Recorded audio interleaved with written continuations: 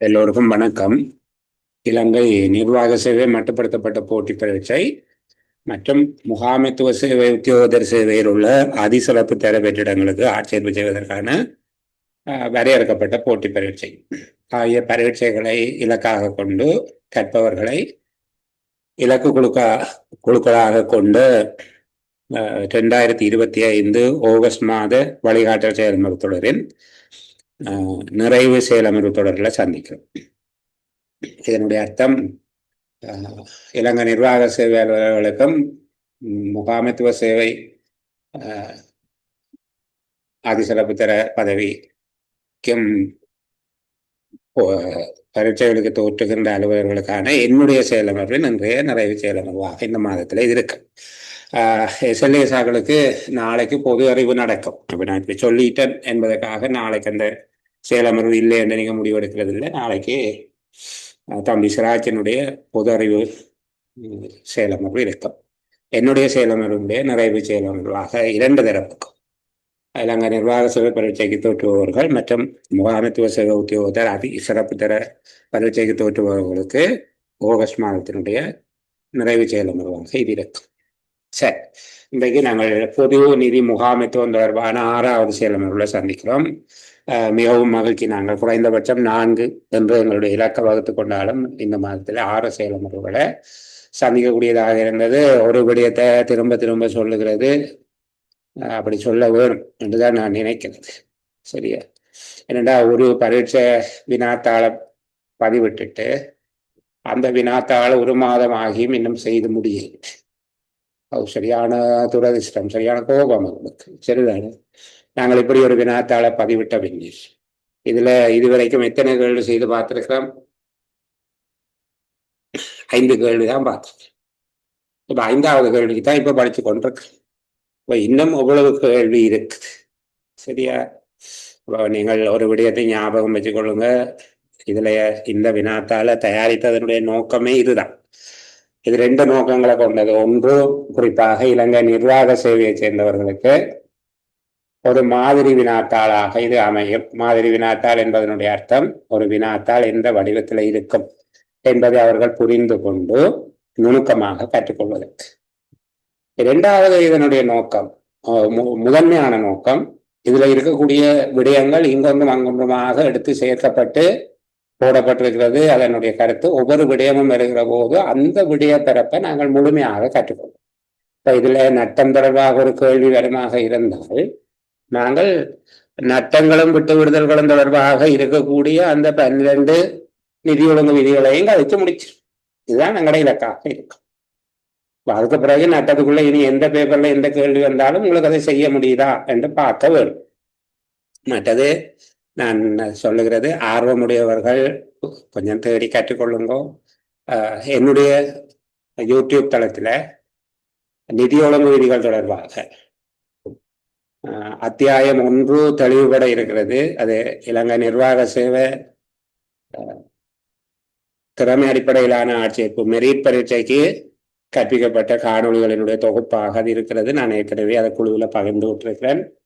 அதுபோல அத்தியாயம் 3, அத்தியாயம் 6 என்பவை தொடர்பாக மிக தெளிவாக அது முழுமையாக கற்பிக்கப்பட்டது இருக்கு.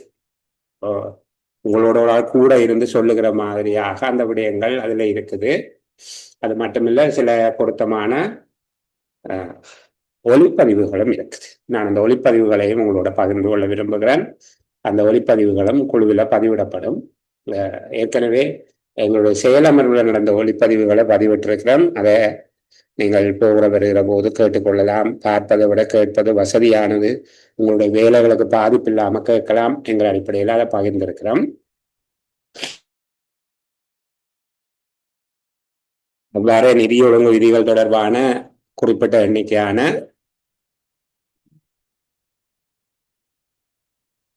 ஒலிப்பதிவுகள் குழுவில் பதியப்படும். ஆர்வமுடையவர்கள் பயன்படுத்தி கொள்ளுங்க. நான் ஏற்கனவே சொன்னது போலதான், ஒரு மழை பெய்கிறது என்றால் நீங்கள் பிடிக்கிற பாத்திரத்தை பொறுத்து தண்ணி கிடைக்கிற அளவு வேறுபடுமே தவிர மழையில குற்றம் இல்லை. அதுபோல நானும் எல்லோருக்கும் பகிர்கிறேன். யார் அதிகமாக முயற்சி செய்கிறீர்களோ அவ்வாறு முயற்சி செய்கிறவர்கள் அதனுடைய பலனை அதிகமாக பெற்றுக்கொள்வார்கள். அவ்வளவுதான் நான் உங்கள்கிட்ட இருந்து சொல்லக்கூடியது. சரி, அதிகம் நேரத்தை விரயம் செய்யாமல் நாங்கள் சேலமருக்குள்ள போவோம். அப்போ இந்த வினாத்தாள் தொடர்பில் நீங்கள் மனக்குறை கொள்ள வேண்டியதில்லை. பிள்ளைகள் ஒரு வினாத்தாளை வச்சுக்கொண்டு 2 மாதமாக படிப்புகிறார் என்று சில விளைவு 3 மாதத்துக்கும் இதுதானோ தெரியாது. சரிதானே? அப்போ அது தொடர்பில் நீங்கள் மனக்குறை கொள்ள தேவையில்லை. நாங்கள் இப்போது களஞ்சியம் என்பது தொடர்பாக இதில் இருக்கக்கூடிய 5வது வினாத்தாள் கணிப்பீட்டு சபைகள் தொடர்பாக, சுற்றாய்வு சபைகள் தொடர்பானதாக இருந்தது. இப்போ நாங்கள் களஞ்சியம் என்பதிலே ஆரம்பித்து அந்த விடயத்தை கலந்துரையாடி வருகிறோம். இன்றைக்கும் அந்த பகுதிக்குள்ள போவோம்.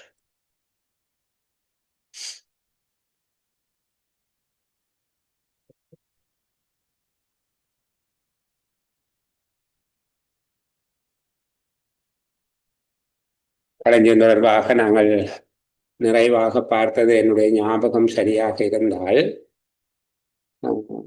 வளங்கள் கட்டளை, பெறுதல் கட்டளை மற்றும் பதிவு செய்யப்படாத வளங்கள்களும் அவற்றுக்கான பற்றுச்சீட்டுகளும் என்பவற்றை உள்ளடக்கியதான 753வது நிதி ஒழுங்கு தொடர்பாக பார்த்திருக்கிறோம். நான் திரும்ப திரும்ப உங்களுக்கு சொல்லுகிறேன், நான் கற்றுக் கொடுப்பது என்பதை விட எவ்வாறு கற்றுக்கொள்வது என்பதை சொல்லிக் கொடுப்பது தான் என்னுடைய பிரதான நோக்கம்.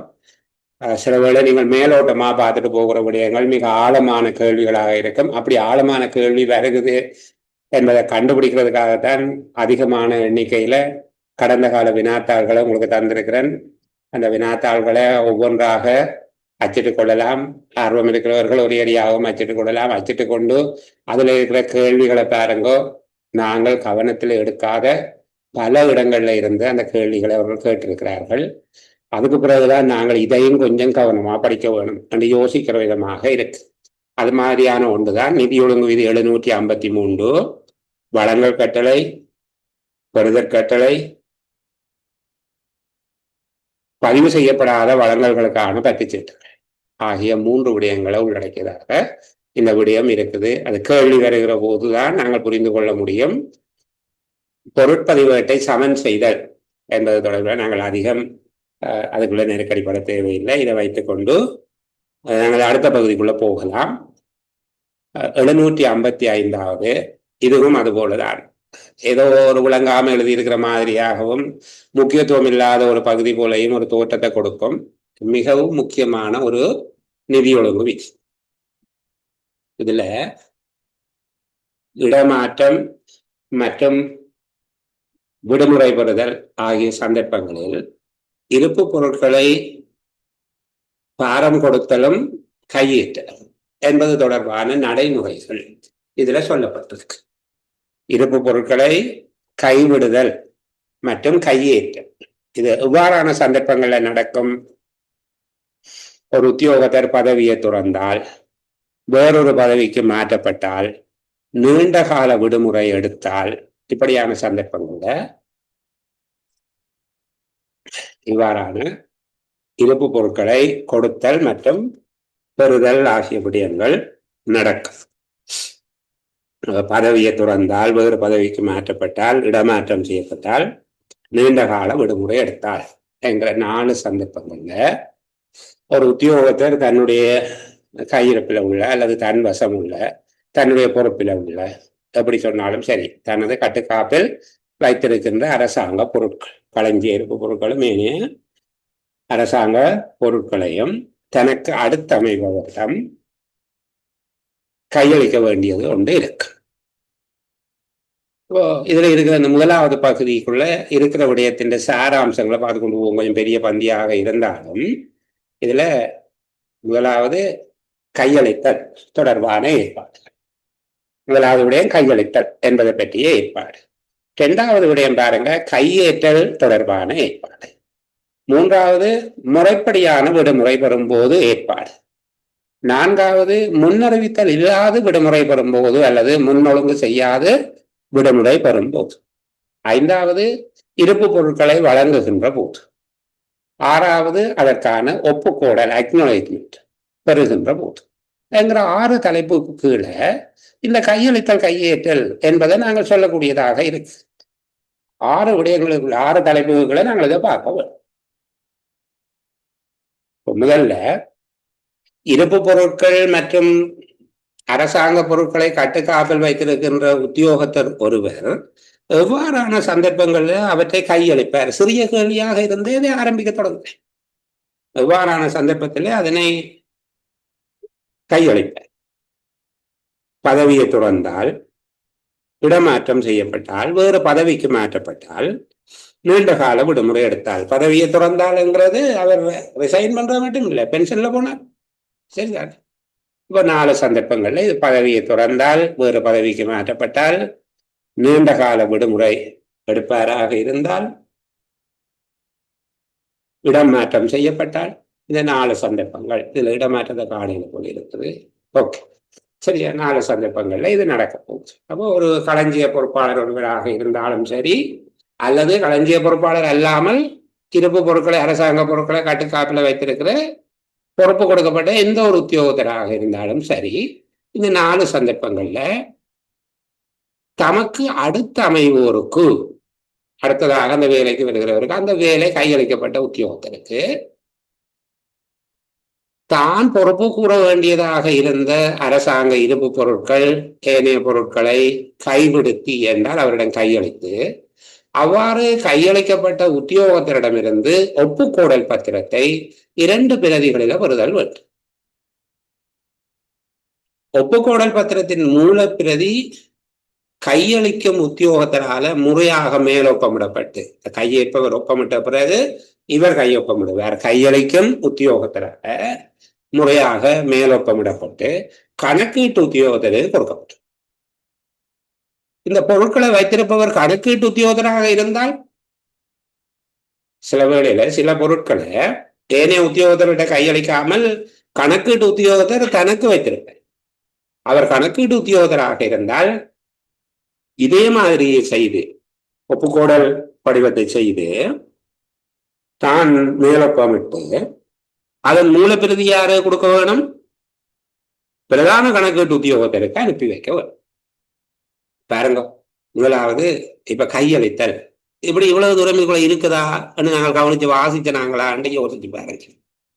சரியா? முதலாவது விடயம் கையளித்தல் தொடர்பாக ஒரு களஞ்சிய பொறுப்பாளர் அல்லது அரசாங்க பொருட்கள், களஞ்சிய பொருட்களையும் அரசாங்க பொருட்களையும் கட்டுக்காப்பில் வைத்திருப்பதற்கு பொறுப்பாக இருக்கும் ஒரு உத்தியோகத்தர் தான் பதவியை துறக்கும் போது அல்லது வேறொரு பதவிக்கு மாற்றப்படுகிற போது, இடமாற்றம் வரும்போது, அல்லது நீண்ட கால விடுமுறை எடுக்கின்ற போது அடுத்து அமைபவரிடம் முறைப்படி கையளித்து அதற்கான ஒப்புக்கோடலை பெறுதல் வேண்டும்.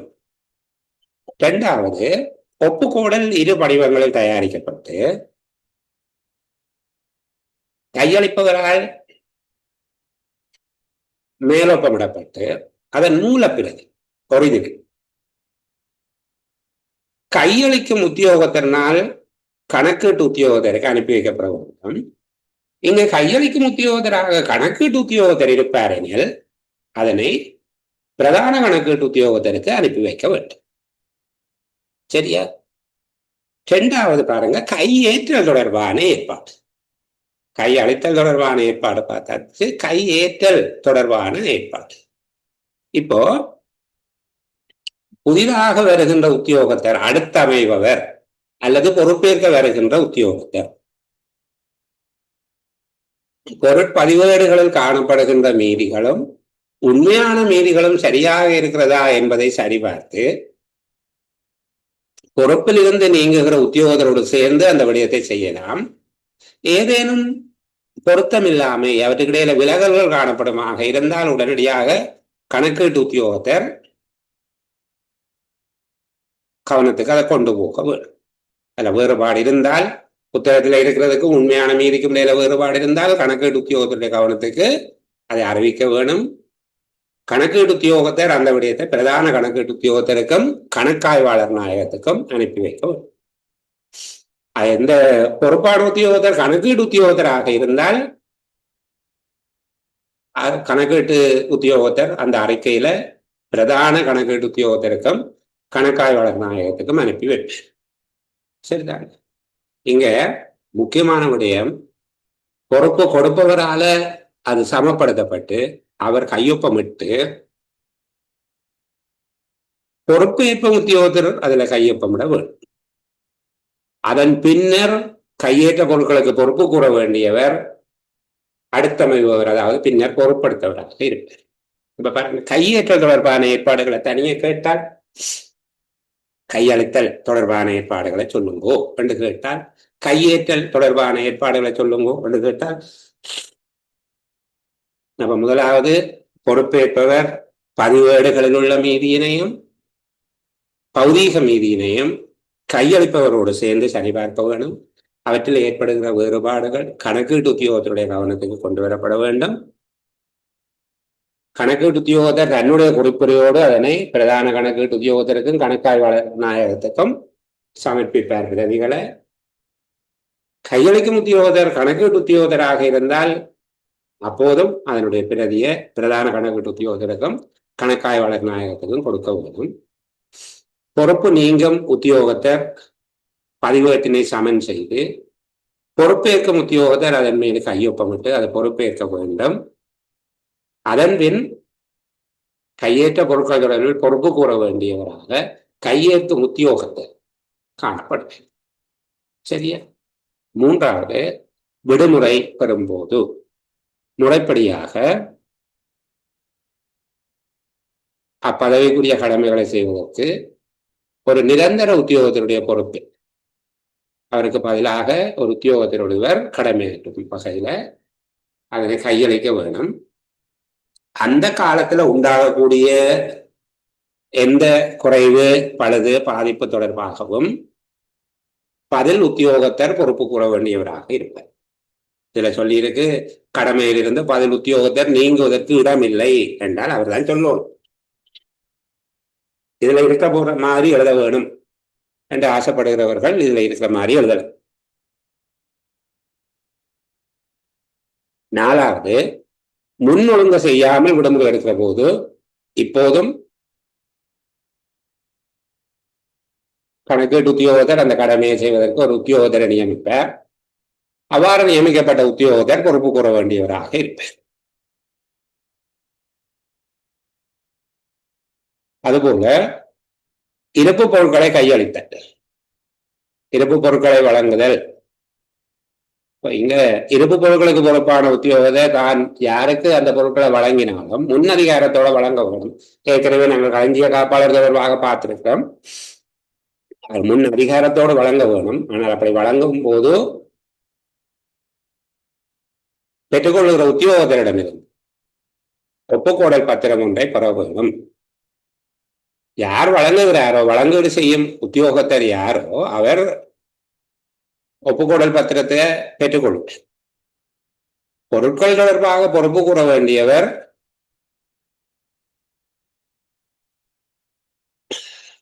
வழங்கீடு செய்கிற உத்தியோகத்தர் தான்.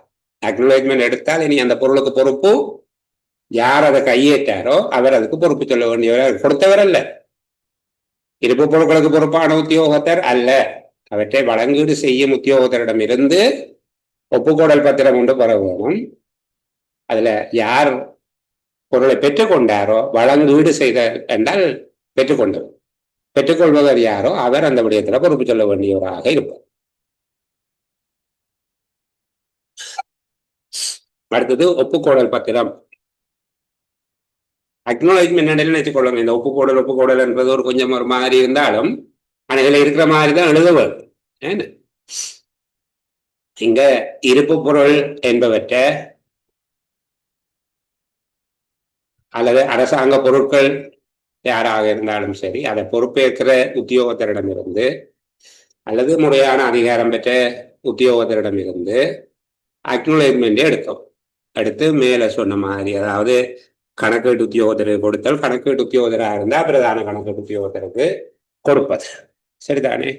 அது மட்டும் இல்ல, இந்த களஞ்சிய பொருட்கள் தொடர்பான பதிவேடுகளோடு சேர்த்து யார் யார் களஞ்சிய பொருட்களுக்கு பொறுப்பாக இருந்தார்களோ அவர்களுடைய காலப்பகுதியோடு ஒரு பதிவேடு வச்சிருக்கிறோம். இருப்பு பொருட் பதிவேட்டோடு இணைந்ததாக இந்த இருப்பு பொருட்களுக்கு பொறுப்பாக இருந்த உத்தியோகத்தர்களுடைய பெயர்கள், அவர்கள் பொறுப்பாக இருந்த காலப்பகுதி என்பவற்றை உள்ளடக்கிய ஒரு பதிவேடு ஒன்று வைத்திருக்க வேண்டும். எதிர்காலத்தில் இழப்புகள் தொடர்பான நடவடிக்கை ஒன்று மேற்கொள்ளப்படும் போது யார் அந்த காலப்பகுதியில பொறுப்பாக இருந்தாரோ அவரை பொறுப்பாக்கும் வகையில, அந்த இழப்புகளுக்கு பொறுப்பாக்கும் வகையில அந்த பதிவேட்டை நாங்கள் பேணி வரக்கூடியதாக இருக்கவும். அப்ப இதுல பார்த்துக்கொள்ளுங்க, 6 தலைப்புகளுக்கு கீழே ஒரு பெரிய கேள்விக்குரிய வாய்ப்பு ஒன்று இருக்குது. அப்படி தந்தால் சரிதானே? அதாவது பதவி நீங்குதல், இடமாற்றம், ஓய்வு பெறுதல், நீண்டகால விடுமுறை பெறுதல் போன்ற சந்தர்ப்பங்கள்ல பொருட்களை கைவிடுத்தல், கையேற்றல் தொடர்பாக செய்யப்பட்டுள்ள ஏற்பாடுகளை சொல்லுங்கோ என்று கேட்டால், நீங்கள் இந்த 6 ஏற்பாடுகளையும் இதுல இருக்கிற அளவுக்கு விளக்கமாக எழுதாவிட்டாலும் இதனுடைய சாராம்சத்தை தெளிவாக எழுதக்கூடியதாக இருக்க வேண்டும். சரிதானே? கையளித்தல் தொடர்பான நடவடிக்கைகள், அதுபோல கையேற்றல் தொடர்பான நடவடிக்கை, முன்னறிவித்தலோடு விடுமுறை பெறுதல், முன் அறிவித்தல் இல்லாமல் விடுமுறை பெறுதல், இருப்பு பொருட்களை வழங்கும் போது ஒப்புக்கோடல் பெற வேண்டிய கட்டாயமானது. அடுத்தது ஒப்புக்கோடல் படிவங்கள் பேணப்படுகின்ற களஞ்சியத்துக்கு பொறுப்பாக இருந்த அலுவலருடைய விவரங்கள் பேணப்படுவது அவசியம் என்பதான 6 விடயங்களையும் இது 6ஆம் இருந்து கொஞ்சம் தனியா வாசிச்சு பாருங்க. அப்ப விளங்கும் இதுக்குள்ள இந்த மாதிரியான பகுதிகள் இருக்குது என்று சொல்லி. சரியா? நேற்று ஒரு நண்பர் என்ன கேட்டிருந்தார், நீங்கள் முக்கியமான பகுதிகளை கொஞ்சம் வேகமாக எங்களுக்கு படிப்பிச்சு விடுங்க, பெரிய பெரிய பகுதிகளை படிப்பிச்சு விடுங்க என்று உண்மை சொன்னால் அந்த கர்மத்தை தான் நான் செய்து கொண்டிருக்கிறேன். சரிதானே? அந்த பெரிய பெரிய பகுதிகளை நாங்கள் படிக்கிற அளவுகளை தான் நாங்கள் இப்போது செய்து கொண்டிருக்கிறோம். களஞ்சியம் என்கிறது ஒரு பகுதி, பெரிய பகுதி. அதுபோல காசோலைகள் என்பது பெரிய பகுதி, வங்கி நடவடிக்கைகள் என்பது பெரிய பகுதி, ஒழுக்காற்று நடவடிக்கை என்பது பெரிய பகுதி. அதுபோல முக்கியமான பெரிய பெரிய பகுதிகளை நாங்கள் கொஞ்சம் கூட கவனம் எடுத்து பார்க்கிறோம். அதே போல ஏற்கனவே மிக தெளிவுபட செய்யப்பட்டவற்றினுடைய பதிவுகளையும் நான் உங்களுக்கு போட்டுக் கொண்டிருக்கிறேன், அதையும் சேர்த்து பார்க்கிறோம். இது ஒரு பெரிய பகுதியை நாங்கள் இப்ப நிறைவு செய்து கொண்டிருக்கிறோம் என்று பார்த்துக்கொள்ளணும். இனி களஞ்சியம் தொடர்பாக கேள்விகளை பார்த்து எதுவாக இருந்தாலும் செய்யக்கூடியதாக இருக்குதா என்று பார்க்கவும். சரி, அடுத்தது இந்த திணைக்களங்களினுடைய இருப்பு பொருட்களின் சுற்றாய்வு சபைகள். இருப்பு பொருட்களினுடைய திணைக்கள சுற்றாய்வு சபைகள் இதுல 756 ஆண்டு சுற்றாய்வு சபை என்பது தொடர்பாக சொல்லப்பட்டிருக்கு. சரிதானே? ஆண்டு சுற்றாய்வு சபை. இதற்கு பிறகு நாங்கள் 770 போயிட்டு பார்ப்போம், உபயோகிக்கத்தகாத பொருட்களின் சுற்றாய்வு சபை. இப்ப இந்த களஞ்சிய பொருட்கள் தொடர்புல 4 வகையான சுற்றாய்வு சபைகள் இருக்குது. அதை நீங்கள் வெவ்வேறு இடங்கள்ல இருந்தாலும் அதை ஒன்றாக திரட்டி நான் சொல்லுகிறேன், அதை ஞாபகம் வச்சிருக்க வேணும். திரும்ப நாங்கள் அங்க போகைக்குள்ள பார்ப்போம்.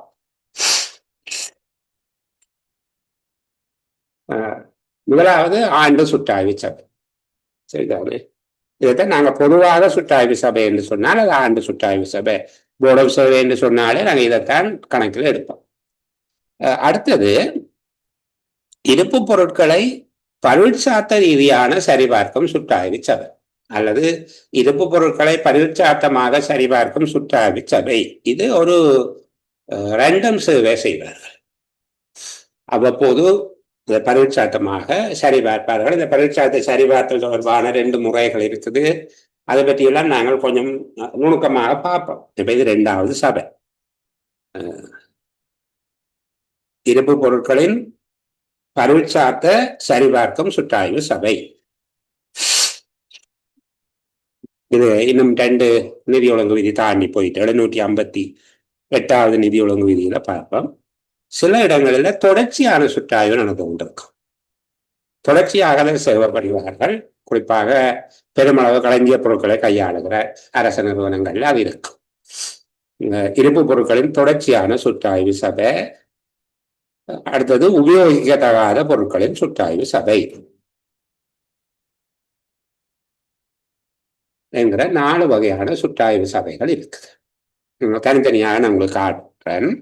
ஆண்டு சுற்றாய்வு சபை நிதி ஒழுங்கு விதி 756 இதுல இருக்குது. சரிதான். அடுத்தது 758 நிதி ஒழுங்கு விதி 758 இருப்பு பொருட்கள் முதலியவற்றை பரீட்சாத்தை சரிபார்ப்பதற்கான சுற்றாய்வு சபை. அடுத்த மூன்றாவது இருக்குது 759 இருப்பு பொருட்களின் தொடர்ச்சியான சுற்றாய்வு. இருப்பு பொருட்களின் தொடர்ச்சியான சுற்றாய்வு சபை. கொஞ்சம் தள்ளி நாங்கள் இதனுடைய 4வது பிரிவுக்குள்ள போகவும் நிதி ஒழுங்கு விதி 770 இருக்கக்கூடியது உபயோகிக்கத்தகாத பொருட்கள் தொடர்பான சுற்றாய்வு சபை. உபயோகிக்கத்தகாத பொருட்களினுடைய சுற்றாய்வு சபை என்று சொல்லி 4 சபைகள் இருக்குது. இந்த சுற்றாய்வு சபைகள்ல நாங்கள் ஒன்றொன்றாக இதை பார்க்க வேண்டும். ஆண்டு சுற்றாய்வு சபை தொடர்பாக, அதே போல உபயோகிக்கத்தகாத பொருட்களுடைய சுற்றாய்வு சபை தொடர்பாக அதிகமான கேள்விகள் கடந்த காலங்களில் வந்திருக்கு. அப்ப முதல்ல ஆண்டு சுற்றாய்வு சபை என்பது தொடர்பாக பார்ப்போம். சரிதானே? ஆண்டு சுற்றாய்வு சபைகள் தொடர்பாக முதல்ல இதனுடைய காலம், ஆண்டு சுற்றாய்வு சபையினுடைய காலம் என்ன என்பது முதலாவது. டிசம்பர் மாதம் 15ஆம் தேதி அல்லது திரைசேரி தலைவர், திரைசேரியுடைய தலைவர் என்பவர் திரைசேரி பிரதி செயலாளர். திரைசேரி செயலாளர் அல்ல, திரைசேரி செயலாளர் என்பவர் நிதியமைச்சின் செயலாளர், திரைசேரியின் செயலாளர். திரைசேரியினுடைய தலைவர் என்பது அங்க ஒரு திணைக்கள தலைவர் யார் என்று கேட்டா திரைசேரி பிரதி செயலாளர்.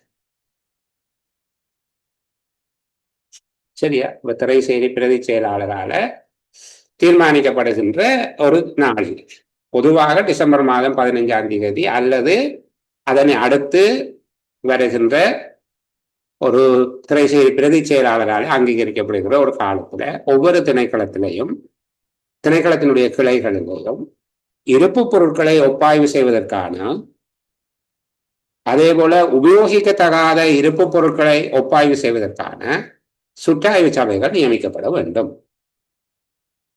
பெரும்பாலும் இந்த 2 சபையும் ஒன்றாகத்தான் எங்கள் அலுவலகங்கள் இயங்குறது. நீங்க பார்த்திருப்பீங்க, 2 ஃபார்ம்ஸையும் தனித்தனியா செய்கிறீங்க. 2ம் தனித்தனியாக இல்லாமல் ஒன்றாகத்தான் செய்யணும். ஆனால் நாங்கள் அது தனித்தனியாக தெரிந்து கொள்வோம். அவங்க 2 சபை இயங்குறதாக நீங்க முடிவு பண்ணணும். சரிதான்? இது நியமிக்கப்படுகிற காலம்.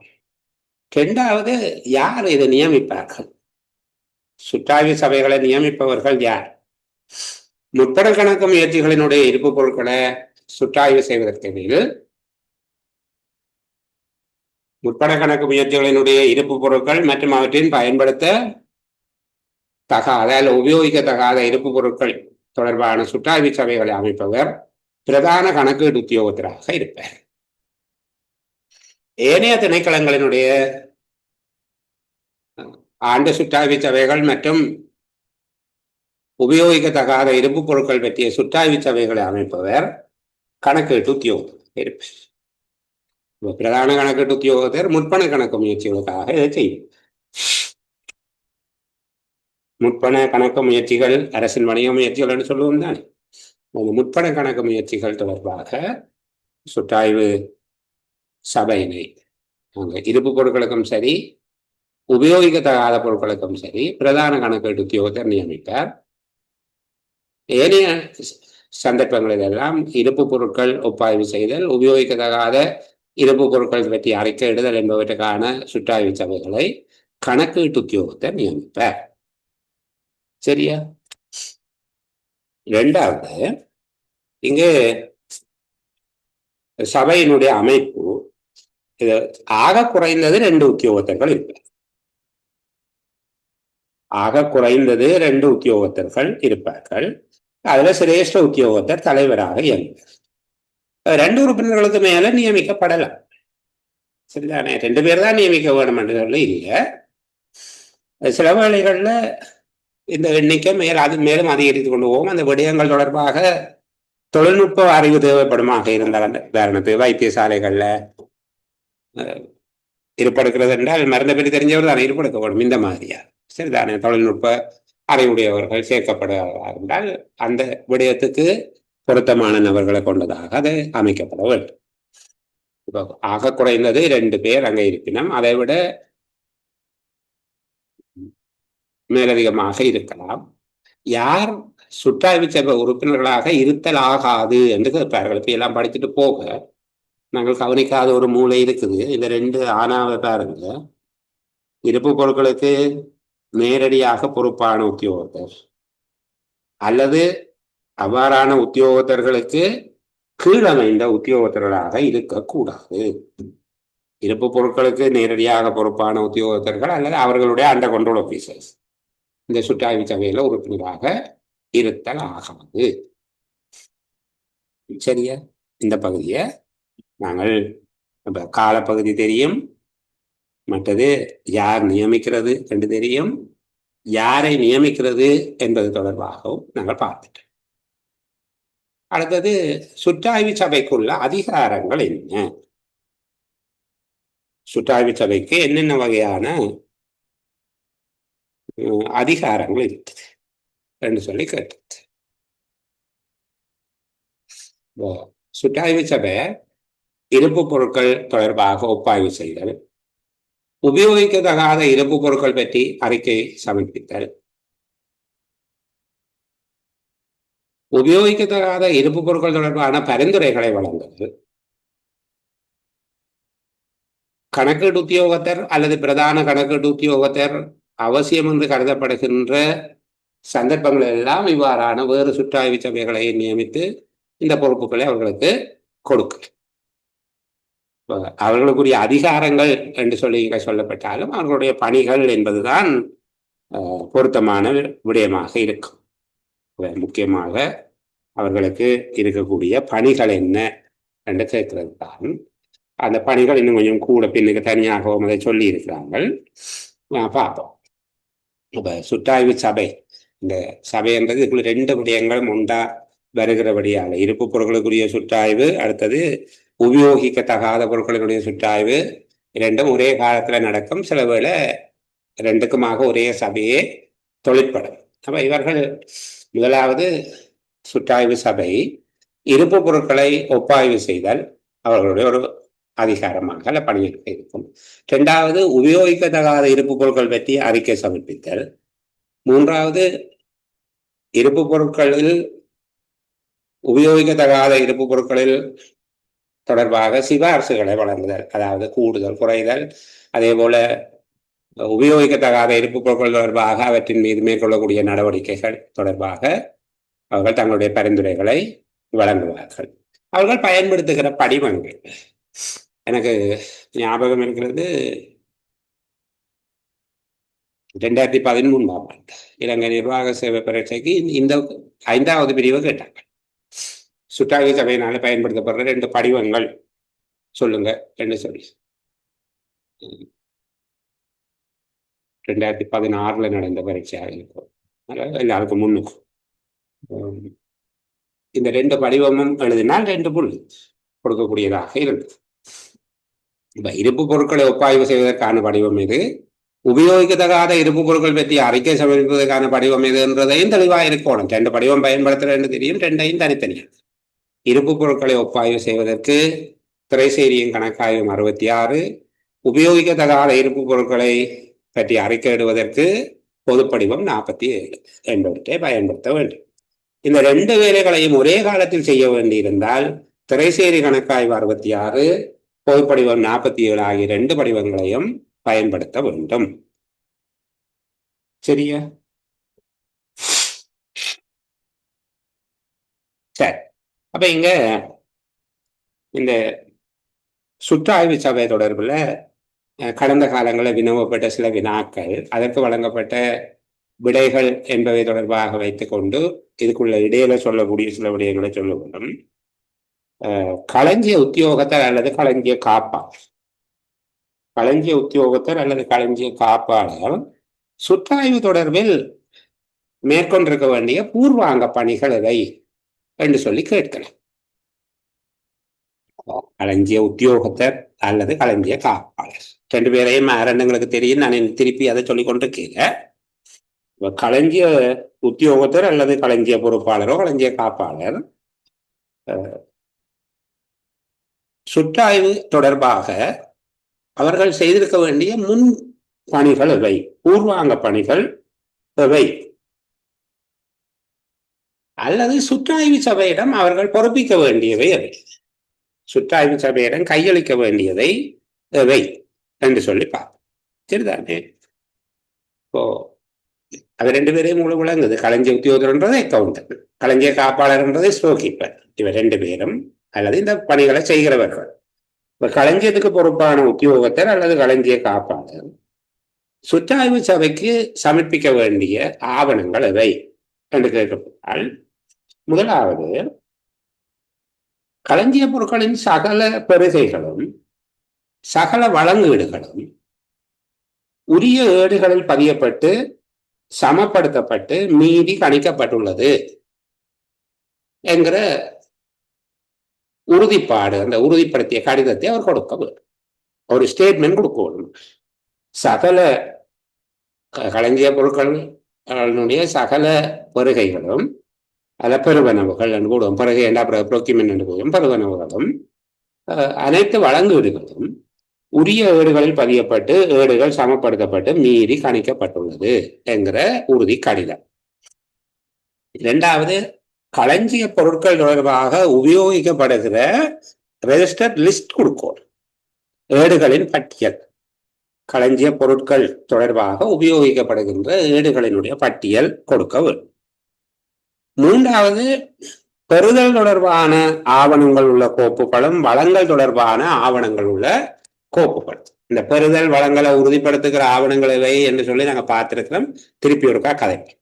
சரிதானே? பெறுதல் தொடர்பான ஆவணங்கள் வளங்கள் தொடர்பான ஆவணங்கள் உள்ள கோவைகள் கொடுக்க வேண்டும். பெறுதல் தொடர்பான ஆவணங்கள் என்பது அனுப்பு பொருள் பத்திரங்கள், பெறுதல் கட்டளையினுடைய பிரதி, உறுதிப்படுத்தப்பட்ட பற்றிச்சீட்டு அல்லது கடன் பற்றிச்சீட்டு, பொருட்களினுடைய ஒப்படைப்பு பத்திரம், சுற்றாய்வின் போது மேலதிகத்தை பதிவு செய்வதற்கான அனுமதி, இப்படி எல்லாம் கொஞ்சம் பார்த்து வச்சிருக்கிறோம். அதே போல வளங்களை பொருட்கள் கொடுத்ததற்கு ஆதாரமாக இருக்கக்கூடியது இசு ஓர்டர், என்ன வளங்கள் கட்டளை பொது 141. அதே போல நுகர்வு பொருட்கள் தொடர்பாக அதனை வழங்கும்படி கொடுத்த அங்கீகார கடிதம், கணக்கீட்டு உத்தியோகத்தர் அல்லது பிரதான கணக்கீட்டு பதிவளிப்பதற்கு கொடுத்த அதிகாரம், மற்றது நட்டங்களை பதிவளிப்பதற்கான கடிதங்கள், அதிகார கடிதம் போன்ற விடயங்கள் எல்லாம் அதுல இருந்து வழங்கீடுகளுக்கு ஆதாரமாக இருக்கக்கூடிய ஆவணம், வழங்கீடுகளுக்கு ஆதாரமாக இருக்கக்கூடிய இந்த ஃபைலை கொடுக்கும். இது மூன்றாவது, பெறுதல் வளங்கள் தொடர்பான ஆவணங்கள் உள்ள கோவைகளை கொடுக்கவும். முதலாவது என்ன சொன்னாங்க? சகல வருகைகளும் சகல வழங்கல்களும் பதிவு செய்யப்பட்டு சமப்படுத்தப்பட்டுள்ளது என்கிற உறுதி கடிதம். இரண்டாவது, களஞ்சிய பொருட்கள் தொடர்பாக உபயோகிக்கப்படுகிற பதிவேடுகளினுடைய விவரப்பட்டியல். அடுத்தது, பெறுதல் தொடர்பிலும் வழங்கீடு தொடர்பாகவும் ஆவணங்கள் உள்ள கோவைகள். அடுத்தது, இருப்பு பொருட்களினுடைய மீதி பதிவு செய்யப்பட்ட திரைசேரியின் கணக்காய்வும் 66. இந்த படிவத்தை 4 பிரதிகள்ல செய்து கொடுக்க வேண்டும். அடுத்தது, உபயோகிக்க முடியாத களஞ்சிய பொருட்கள் அல்லது உபயோகிக்கத்தகாத பொருட்கள் தொடர்பாக பொதுப்படிவம் 47, அது 4 பிரதி கொடுக்கணும். மற்றது, சென்ற வருட சுற்றாய்வு சபையினுடைய அறிக்கையும் கொடுக்கும். சென்ற வருட சுற்றாய்வு சபை அறிக்கையில இருந்து இந்த பரிசீலனை ஆரம்பிக்கப்பட வேணும். சென்ற வருட சுற்றாய்வு சபையினுடைய அறிக்கை இதெல்லாம் ஞாபகம் வச்சிருக்க வேணும். என்னென்ன கொடுக்கணும். இப்ப இலகுவானது ஒன்று எல்லாம் சமப்படுத்திட்டோம். ரெண்டாவது, என்னென்ன ரெஜிஸ்டர் வச்சிருக்கிறோம். மூன்றாவது, எல்லாம் வந்ததுக்கும் போனதுக்கும் உரிய டாக்குமெண்ட் எல்லாம் ஃபைல் பண்ணி அந்த ஃபைல் கொடுக்க வேணும். மற்றது, இருப்பு பொருட்கள் தொடர்பாக திரைசேரியும் கணக்காயும் 66 படிவத்தில் 4 பிரதி, உபயோகிக்கத்தகாத இருப்பு பொருட்கள் தொடர்பாக பொதுப்படிவம் 47ல் 4 பிரதி. இது தவிர சென்ற வருட சுற்றாய்வு சபையினுடைய அறிக்கை, அந்த ஃபைலையும் கொடுத்து விட்டா சரி. சரிதானே? இவ்வளவு விடயத்தையும் பார்த்துவிட்டால் அடுத்தது, இனி சுற்றாய்வு சபை என்னென்ன கருமங்களை செய்ய, சுற்றாய்வு சபையினால என்னென்ன கருமங்கள் செய்யப்பட வேண்டும் என்பது தொடர்பாக இதுல இருக்கிற பகுதியை நான் உங்களுக்கு கொஞ்சம் பெருசாக்கி சொல்ல போறேன். சரிதானே? அறிக்கையின் மீது மேற்கொள்ளப்படுகிற நடவடிக்கைகள் என்பதற்கு மேல இந்த மேல சொல்லக்கூடிய இந்த படிவங்களை கொஞ்சம் துண்டு துண்டாக உடைச்சு சொல்லிக் கொண்டு வரும். இருப்பு பொருட்கள் அல்லது களஞ்சிய பொருட்கள் கட்டுக்காப்பாக வைத்திருப்பதற்கு பொறுப்பாக இருக்கும் உத்தியோகத்தர்களால், அப்போ களஞ்சிய பொருட்களின் கட்டுக்காப்புக்கு பொறுப்பான உத்தியோகத்தரால் ஒவ்வொரு ஆண்டினுடைய முடிவிலும் பொருட்பதிவேடு சமப்படுத்தப்பட்டு மீதி காணப்பட்டுள்ளது. சரிதானே? அப்ப அது உறுதிப்படுத்த வேண்டும். சமன் செய்யப்பட்டிருக்கிறது. ஒவ்வொரு ஆண்டினுடைய முடிவிலும் பொருட்பதிவேடு சமப்படுத்தப்பட்டு மீறி காணப்பட்டுள்ளதை உறுதிப்படுத்துவது அவருடைய பொறுப்பாக இருக்கும்.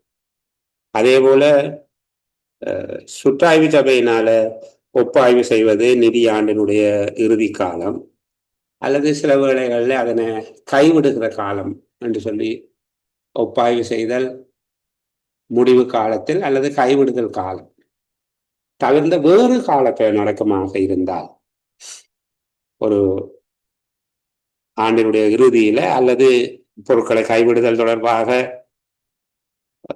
இல்லாம வேறு காலத்தில் நடக்குமாக இருந்தால் அந்த திகதி வரைக்கும் பதிவேடுகள் சமப்படுத்தப்பட்டு மீறி காணப்பட்டது என்பதை உறுதிப்படுத்த வேண்டும். இதுதான் இந்த முதலாவதில் இருக்கக்கூடிய விடயத்தை தான் சொல்லுகிறேன். சரியா? இந்த பகுதி தொடர்பாக கலைக்கலாம். இதை கொஞ்சம் உடைச்சு துண்டு துண்டாக சொல்லுகிறேன். இருப்பு பொருட்களை கட்டுக்காவல் வைத்திருக்கின்ற உத்தியோகத்தினால் பொருட்பதிவேடு இருப்பு பொருட்களை கட்டுக்காப்பில் வைத்திருக்கும் உத்தியோகத்தரால் சமன் செய்யப்பட்டிருப்பதை உறுதிப்படுத்த வேண்டும். சமன் செய்யப்படுதல் வேண்டும் என்று சொல்லி சமப்படுத்தப்பட்டிருப்பதை உறுதிப்படுத்த வேண்டும்.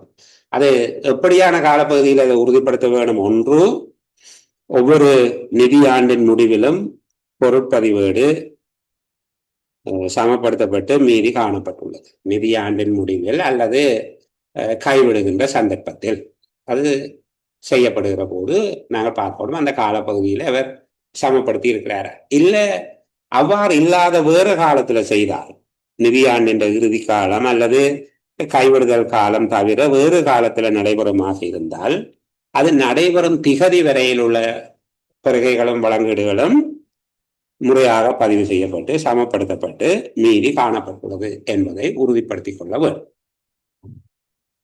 அவ்வாறு செய்திருக்கிறேன் என்று சொல்லி அவர் சான்றிதழ் ஒன்றை கொடுக்க வேண்டும் என்று சொல்லி நான் முதலே உங்களுக்கு சொல்லி தந்துட்டேன். களஞ்சிய உத்தியோகத்தர் அந்த சபைக்கு ஒரு உறுதிப்படுத்திய கடிதத்தையும் கொடுக்க வேண்டும். நாங்கள் அவ்வாறு சுற்றாய்வு செய்யப்படும் திகதி வரையிலான அனைத்து வழங்கல்களும் பெருகைகளும் பதிவு செய்யப்பட்டு மீறி காணப்பட்டுள்ளது என்கிற உறுதிப்படுத்த கடிதத்தையும் பெற்றுக்கொள்ள வேண்டும். அது அவர்களுக்குரியதாக இருக்கு.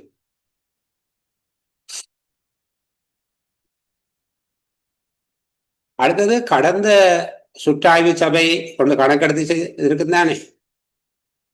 சுற்றாய்வு சபை கணக்கெடுத்திருக்கும் அல்லது சில வேளையில வேறு ஒரு உத்தியோகத்தர் கையேற்றிருப்பார். அப்ப அந்த சந்தர்ப்பத்தில், அதாவது ஏற்கனவே உறுதி செய்யப்பட்ட ஒரு மீதியில இருந்துதானே இந்த கணக்காய்வு சுற்றாய்வு ஆரம்பிக்க போறோம். நான் இடையில கணக்காய்வு என்று சொல்லப்பட்டால் நீங்கள் அதை சுற்றாய்வு என்று நினைச்சு கொள்ளுங்க.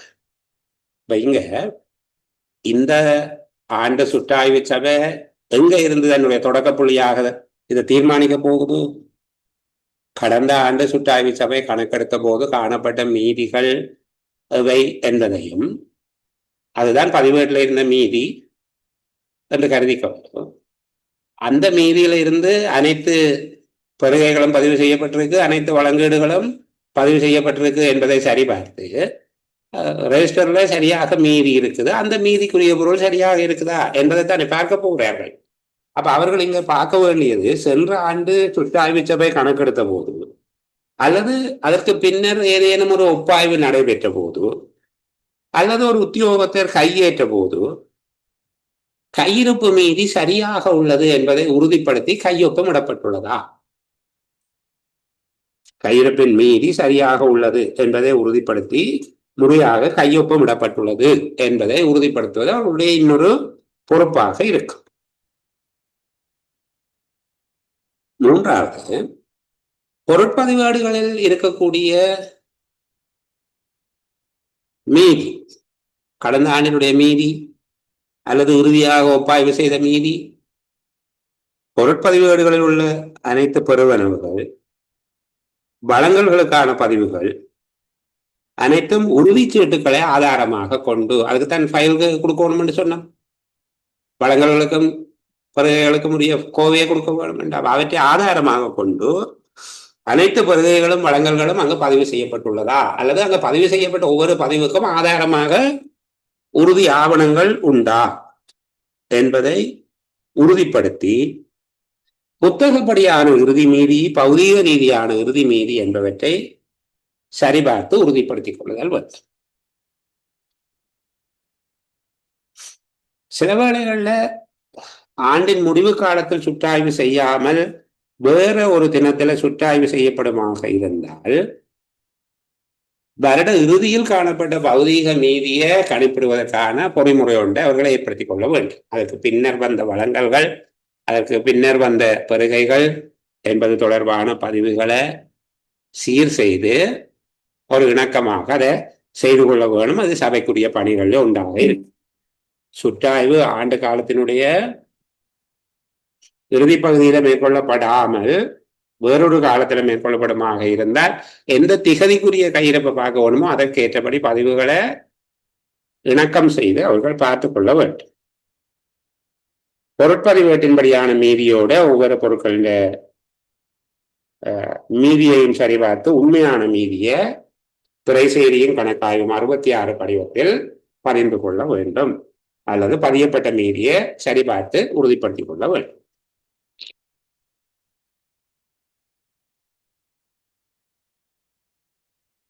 இவ்வாறு பார்க்கிற போது ஏதேனும் குறைவு அல்லது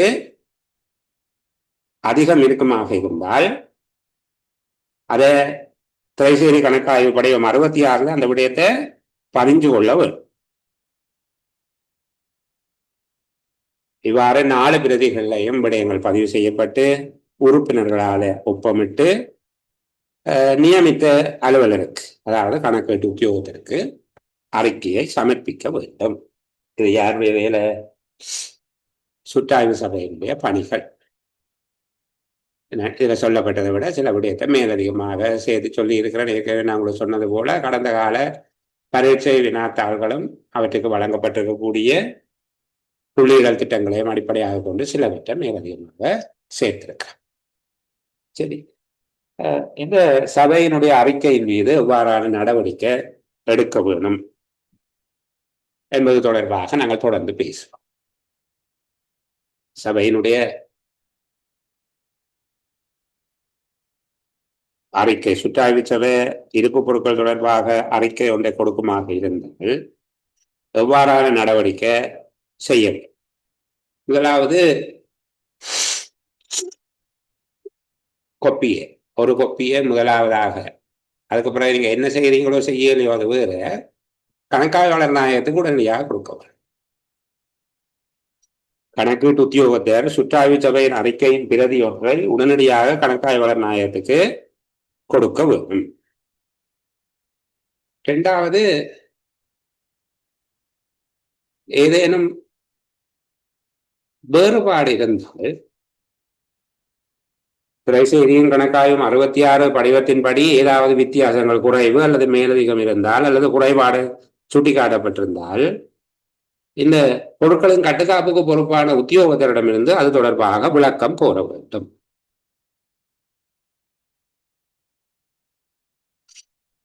நிதி ஒழுங்கு விதி 102 கீழ் அவை உள்ளடங்குமாக இருந்தால் பொருத்தமின்மைகள், குறைபாடுகள், இழப்புகள் தொடர்பாக நிதி ஒழுங்கு விதி 102 கீழ், அதாவது நட்டம் என்பது தொடர்பாக கருதப்படக்கூடியவையாக அவை அமையுமாக இருந்தால் நிதி ஒழுங்கு விதி 102 அதன் பின்வருகிற ஏற்பாடுகள், நட்டம் தொடர்பான ஏற்பாடுகளின் கீழ் பொருத்தமான நடவடிக்கை எடுக்கவும்.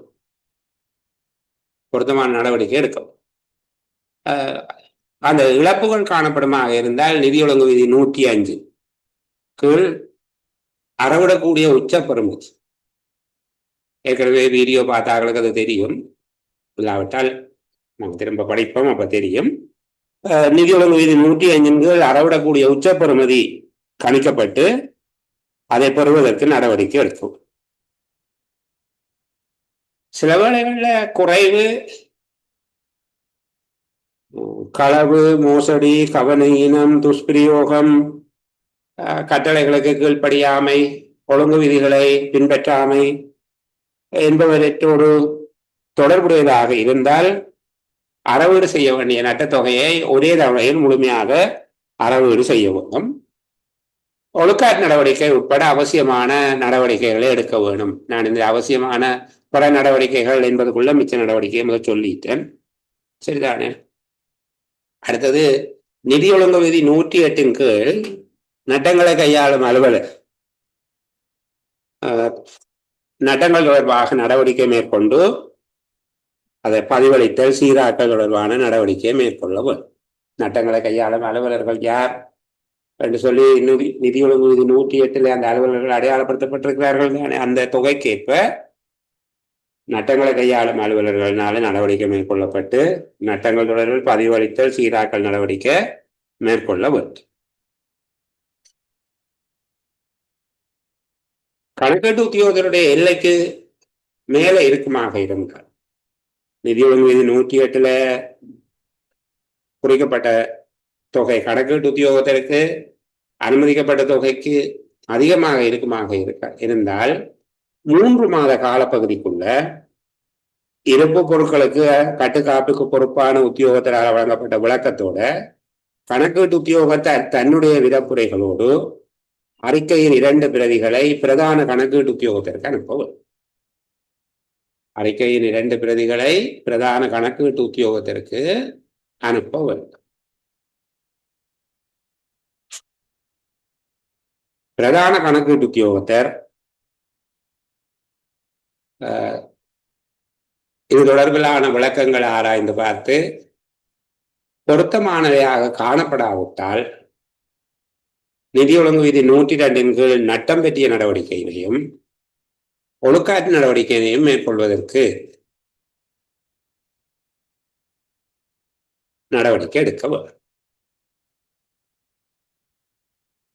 பிரதான கணக்கீட்டு உத்தியோகத்தருடைய தீர்மானங்கள் அனைத்தும் அது தொடர்பில் பிரதான கணக்கீட்டு உத்தியோகத்தர் எடுக்கிற தீர்மானங்கள் எல்லாம் திரைசேரியின் கணக்காயும் 66 படிவத்தில் பதிவு செய்யப்பட வேண்டும். அதன் ஒரு பிரதி சீராக்கம் செய்து பொருட்பதிவேடுகளில் சீராக்கம் செய்வதற்கான ஆதார ஆவணமாக கோவை செய்யப்படுவதற்காக திணைக்களத்துக்கு அனுப்பப்படும். மற்ற பிரதி கணக்காய்வாளர் நாயகத்துக்கு அனுப்பப்படும். பிரதான கணக்கீட்டு உத்தியோகத்திற்கு 2 பிரதிகளில் அறிக்கை செய்வதனுடைய நோக்கம் அந்த 2 பிரதிகளில் பொருத்தமான தீர்மானங்களை பிரதான கணக்கீட்டு உத்தியோகத்தர் பதிவு செய்தார். அதன் ஒரு பிரதிய உரிய நிறுவனத்துல பதிவேடுகளில் அந்த பதிவுகளை சீராக்கம் செய்வதற்கான ஆதார ஆவணமாக பயன்படுத்தும் பொருட்டு அனுப்பி வைப்பார். இன்னும் ஒரு பிரதி கணக்காய்வாளர் நாயகத்துக்கு அனுப்பி வைக்க வேண்டும்.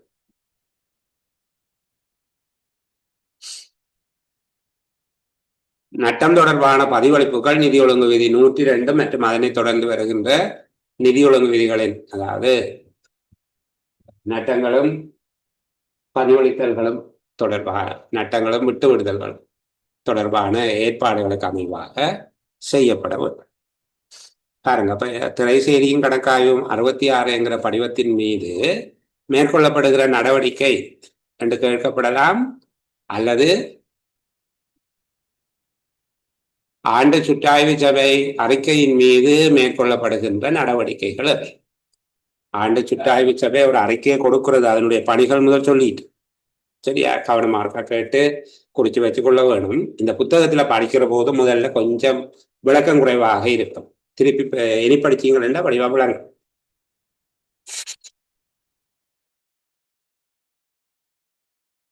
இப்போ முதல்ல சுற்றாய்வு சபைக்குரிய அதிகாரங்கள் என்று கேட்கிற போது கூட அவை அந்த முக்கியமான 3 விடயங்களை தான் கேட்பீங்க. சுற்றாய்வு சபையின் அதிகாரங்கள் என்று கேட்டால் அதுல இருந்த விடயத்தை நீங்கள் அப்படியே எழுதுவீங்கன்னா சரி. மேல சொல்லப்பட்டது 5 விடயங்கள் சொல்லப்பட்டிருக்கு தானே. ஒன்று, இருப்பு பொருட்களை ஒப்பாய்வு செய்தல், உபயோகிக்கத்தகாத இருப்பு பொருட்கள் பற்றி அறிக்கை சமர்ப்பித்தல். சரியா? இதுக்குள்ள 2 விடயங்கள் அடங்கியிருக்கு. அடுத்தது, இருப்பு பொருட்களை ஒப்பாய்வு செய்தல் மற்றும் உபயோகிக்கத்தகாத இருப்பு பொருட்கள் தொடர்பாக பொருத்தமான பரிந்துரைகள் அல்லது நடவடிக்கைகளை வழங்குது. அந்த நிதி ஒழுங்கு விதி 757 அது சொல்லப்பட்டிருக்குது என்று சொல்லி பிறகு உங்களுக்கு சொல்லுகிறார். நீங்கள் பின்னுக்கு இருக்கிறது சரிதான். இதுதான் அந்த நடவடிக்கையை சொல்லப்பட்டிருக்கு. அப்போ அவர்களுடைய அதிகாரங்கள் 2. முதலாவது, இருப்பு பொருட்களை ஒப்பாய்வு செய்தல், உபயோகிக்கத்தகாத இருப்பு பொருட்கள் ஒப்பாய்வு செய்தல். ஒப்பாய்வு செய்கிற விடயத்துல நிதி ஒழுங்கு விதி 757 சொல்லப்பட்டவாறு உபயோகிக்கத்தகாத இருப்பு பொருட்கள் மற்றும் களஞ்சிய பொருட்கள் தொடர்பாக தங்களுடைய நடவடிக்கைகளை பதிவு செய்தல், அங்க செக் பண்ண வேணும் சொல்றோம் அந்த விடயத்தை. 3வது, கணக்கீட்டு உத்தியோகத்தர் அல்லது பிரதான கணக்கீட்டு உத்தியோகத்தர் இவ்வாறான சுற்றாய்வு சபைகளை இடப்பட்ட காலப்பகுதியில் நிறுவி அவர்களுடைய பணிகளை ஒப்படைத்தால் அதனை செய்து கொடுத்தார். இந்த கீழ்வரும் படிவங்களை பயன்படுத்தி நடவடிக்கை மேற்கொள்ளும். இது அவர்களுடைய அதிகாரங்கள் என்று சொல்லப்பட்டிருந்தாலும் கூட அது சாதாரணமாக அவை என்ன செய்ய வரும் என்பதுதான். அதுக்கு பிறகு பணிகள் என்று சொல்லி திருப்பி வரையக்கூட நாங்கள் இது எல்லாத்தையும் சேர்த்து வச்சுக்கொண்டு சொன்னோம். அவை உறுதிப்படுத்த வேண்டியவை. ஆண்டு முடிவில் எல்லாத்தையும் சமப்படுத்தி இருக்கிறார்கள், பதிவுகளை சமப்படுத்தி இருக்கிறோம். அல்லது இடப்பட்ட காலத்தில் செய்யப்படுமாக இருந்தால் அந்த திகதி வரைக்கும் அந்த பதிவுகளை சரியாக செய்திருக்கிறார்கள். சென்ற ஆண்டு சுற்றாய்வு சபை பதிவு செய்த போது அல்லது அதன் பின்னர் அது தொடர்பாக சுற்றாய்வு ஒன்று நடந்த போது அல்லது கையெழுத்தல் கையேற்பு நிகழ்ந்த போது காணப்பட்ட மீறிய உண்மைப்படுத்தி ஒப்பமிட்டிருக்கிறார்களா? அதற்கு பிறகு எல்லா பருகைகளும் எல்லா வழங்கீடுகளும் பதிவு செய்வதற்கு ஆதாரமான ஆவணங்கள் இருக்கிறதா? ஆண்டு இறுதியில சுற்றாய்வு செய்யாம வேறொரு காலப்பகுதியில செய்தால் அதை ஆண்டு இறுதியில் காணப்பட்ட மீதியை கண்டறியும் வகையில அந்த பதிவுகளை மீளிணக்கம் செய்து கொள்ளணும். வங்கி கணக்கிணக்கம் செய்வது போல அவர்களும் அந்த பதிவு இணக்கம் செய்து கொண்டு அந்த மீதியை கணிப்பீடு செய்து கொண்டு நடவடிக்கை மேற்கொள்ள வேண்டும். பொருட்பதிவேட்டு மீதியோட பௌதிக மீதியை சரிபார்த்து திரைசெய்தியும் கணக்காயும் 66 படிவத்தில் பதிய வேண்டும். ஏதேனும் குறைவுகள் அல்லது மேலதிகம் போன்றவை காணப்பட்டால் அதை அந்த படிவத்தில் குறித்துக் கொள்ள வேண்டும். படிவத்தில் 4 பிரதிகளையும் உறுப்பினர்கள் ஒப்பமிட்டு கணக்கீட்டு உத்தியோகத்தருக்கு கையளிக்க வேண்டும் என்று சொல்லி இவ்வளவு விஷயமே சொல்லணும். அதுக்கு பிறகு சபை தன் வேலையை செய்ததுக்கு பிறகு அந்த அறிக்கையின் மீது மேற்கொள்ளப்படுகிற நடவடிக்கை என்ன என்று கேட்கிற போதுதான் நாங்கள் சொன்னோம். அது தொடர்பாக அறிக்கையின் பிரதி ஒன்றை உடனடியாக கணக்காய்வாளர் நாயகத்துக்கு கொடுக்கணும். திரைசேரி கணக்காய்வு படிவத்தில் திரைசேரி கணக்காய்வு 66 எதுவும் வித்தியாசம் இருந்தால் அந்த கட்டுக்காப்புக்கு பொறுப்பான உத்தியோகத்தர்களிடமிருந்து விளக்கம் கூற வேண்டும். இல்லை நட்டங்கள் இழப்புகள் தொடர்பாக நிதி ஒழுங்கு விதி 102 கீழே அல்லது அதை தொடர்ந்து வருகிற நிதி ஒழுங்கு விதிகளுக்கு நடவடிக்கை எடுக்க வேண்டும். நட்டம் நிகழ்ந்திருந்தால் நிதி ஒழுங்கு விதி 105 குறிப்பிடப்பட்டவாறு அறவிடக்கூடிய உச்ச பெறுமதி கணிப்பிட்டு அறவிட வேண்டும். களவு, மோசடி, கவன ஈனம், துஷ்பிரயோகம், ஒழுங்கு விதிகளை பின்பற்றாமை போன்ற குறைபாடுகள் காணப்படுமா, கட்டளைகளுக்கு கீழ்ப்படியாமை போன்ற குறைபாடுகள் காணப்படுமாக இருந்தால் அறவிட வேண்டிய நட்டத்துக்கான தொகையை உடனடியாக முழு பெறுமதியாக அறவிட வேண்டும். பொருத்தமான சந்தர்ப்பத்தில் ஒழுக்காற்று நடவடிக்கை எடுக்க வேண்டும். நிதி ஒழுங்கு விதி 108 கணக்கீட்டு உத்தியோகத்திற்கு கையாளக்கூடிய நட்டமாக இருந்தால் அவர் பதிவளித்தல் தொடர்பில் நடவடிக்கை எடுக்க வேண்டும். அவருக்கு அதிகாரம் இல்லாத போது 3 மாத காலப்பகுதி முடிவடைவதற்கு முன்பாக 3 மாத காலப்பகுதி முடிவடைவதற்கு முன்பாக இந்த அறிக்கையினுடைய 2 பிரதிகளை பிரதான கணக்கீட்டு உத்தியோகத்தருக்கு தன்னுடைய பரிந்துரைகளோடு அனுப்பி வைக்க வேண்டும். பிரதான கணக்கீட்டு உத்தியோகத்தர் இந்த பதிவேடுகள், பொருட்பதிவேடுகள் என்பவற்றில் செய்ய வேண்டிய சீராக்கங்கள் தொடர்பாக திருப்தியான விளக்கம் கிடைக்க இல்லை என்றால் அதனோடு தொடர்புடைய உத்தியோகத்தர்கள் பற்றி தீர்மானித்து அவர்கள் மீது மேற்கொள்ள வேண்டிய ஒழுக்காற்று நடவடிக்கை மற்றும் நடவடிக்கைகள் தொடர்பாக கணக்கீட்டு உத்தியோகத்தருக்கு அறிவித்தருகிறார். அவர் தன்னுடைய தீர்மானங்கள் தொடர்பாக இந்த தீர்மானங்கள் என்பது பற்றி தான் என்ன வகையான தீர்மானம் எடுத்திருக்கிறார், இந்த பதிவேடுகளில் பதிகிறதுக்கு சீராக்கம் செய்கிறதுக்கு வழங்கிய தீர்மானங்கள் தொடர்பாக திரைசேரியின் கணக்காய்வு 66 படிவத்தில் அவர் பதிய வேணும். அதன் பிரதி கொண்ட உரிய திணைக்களத்துக்கு அனுப்புவார். ஏனென்றால் இந்த திணைக்களத்தினுடைய பதிவேடுகளில் அந்த பதிவுகளை மாற்றம் செய்வதற்கான ஆதார ஆவணமாக அது பயன்படுத்தப்பட வேண்டும். மற்றது ஒரு பிரதிய கணக்காய்வாளர் நாயகத்துக்கு அனுப்புவார். இந்த சுற்றாய்வு சபையினுடைய இருப்பு பொருட்களின் இழப்பு தொடர்பாக பதிவளித்தல் தொடர்பான நடவடிக்கைகள் நட்டம் பற்றிய நிதி ஒழுங்கு விதி ஏற்பாடுகளுக்கு அமைவாக, நட்டங்களும் விட்டு விடுதல்களும் தொடர்பான நிதி ஒழுங்கு விதி ஏற்பாடுகளுக்கு அமைவாக செய்யப்பட வேண்டும். சரியா? பாருங்க எவ்வளோ அழகா இப்ப விளங்கிட்டுது என்று சொல்லி. சரி, இந்த அளவில் ஒரு சிறிய ஓய்வு ஒன்று எடுத்துக்கொண்டு நாங்கள் தொடர்ச்சியாக பேசலாம். இப்போ நாங்கள் முதலாவது ஆண்டு சுற்றாய்வு சபை தொடர்பாக பார்த்தோம். ரெண்டாவது என்ன சொன்னாங்க, இருப்பு பொருட்களை பரீட்சார்த்த சரிபார்ப்பதற்கான சுற்றாய்வு சபை. இது எப்படி இந்த விடயம் தொடர்பாக எங்கள்கிட்ட ஒரு ஷோர்ட் நோட்ஸை கேட்டால் அல்லது அதனுடைய முக்கியமான விஷயங்களை விளங்கப்படுத்துங்கோ என்று சொல்லி கேட்பார்களாக இருந்தீர்கள். இப்போ நாங்கள் இது ஒரு திணைக்கள தலைவர், நிறுவன தலைவர் அல்லது திணைக்களத்தினுடைய மாவட்ட பிரதேச கிளை அலுவலகங்களுக்கு பொறுப்பான அலுவலர் யார் இதை செய்வார் என்று சொல்லி முதல் சொல்லப்போம்.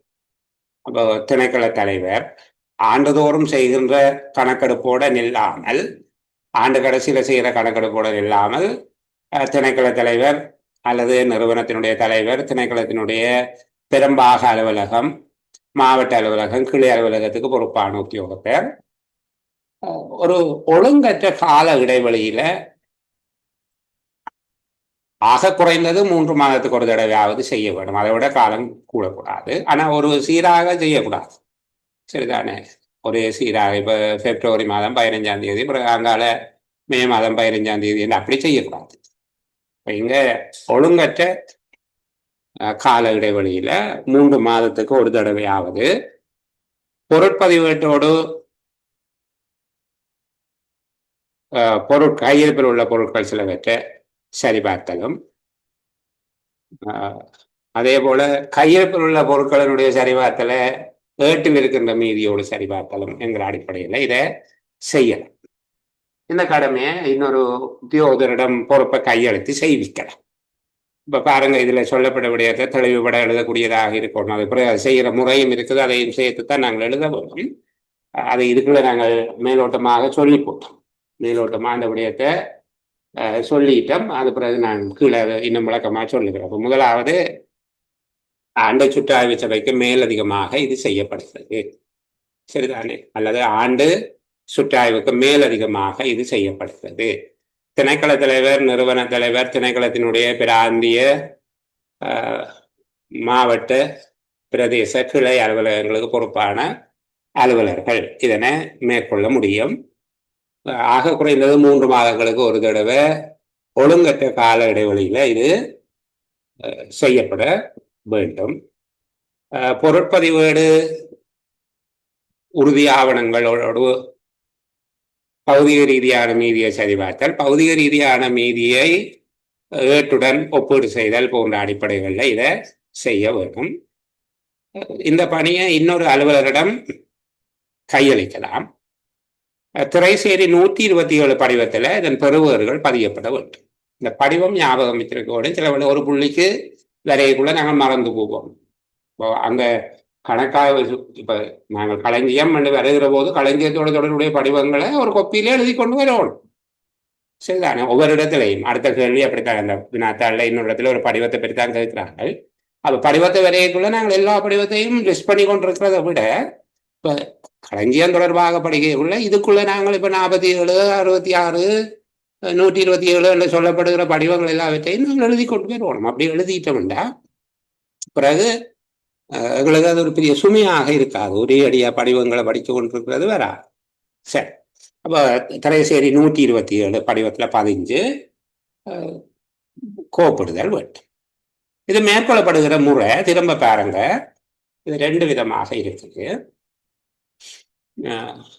பதிவேடு ஒன்றை பரிட்சேதமாக சரிபார்க்கும் பொழுது கையிருப்பை சரிபார்ப்பவர் பொருட்பதிவேடு சில வகை பொருட்களின் பெயர்களை தெரிந்தெடுத்து அவற்றுக்கு பொருத்தமான உருப்படி பொருட்களை காட்டும்படி கேட்கும்.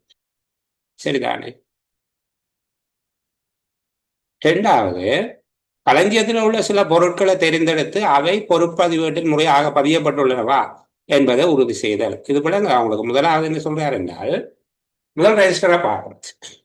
சரிதானே? இப்போ ரெஜிஸ்டரை பார்த்துட்டு ரெஜிஸ்டர்ல 100 இருக்குது என்றால் அது 100ஐயும் எண்ணி பார்க்குறேன். எல்லா பொருளையும் பார்க்குறீங்களே, ரெண்டமா சிலதைத்தான் பார்க்குறேன். சரிதானே? அவ்வளவும் அதை ஆண்டு சுட்டாய்வு செய்கிற மாதிரியே போயிடும். அப்படி பார்க்கக்கூடாது. சில பொருட்களை தெரிந்தெடுக்கப்பட்ட சிலதை எடுத்துக்கொண்டு களஞ்சிய இருப்ப எண்ணி காட்டுங்கோ என்று கேட்போம். ரெஜிஸ்டர்ல 100 இருக்குது, அங்க எத்தனை இருக்குது?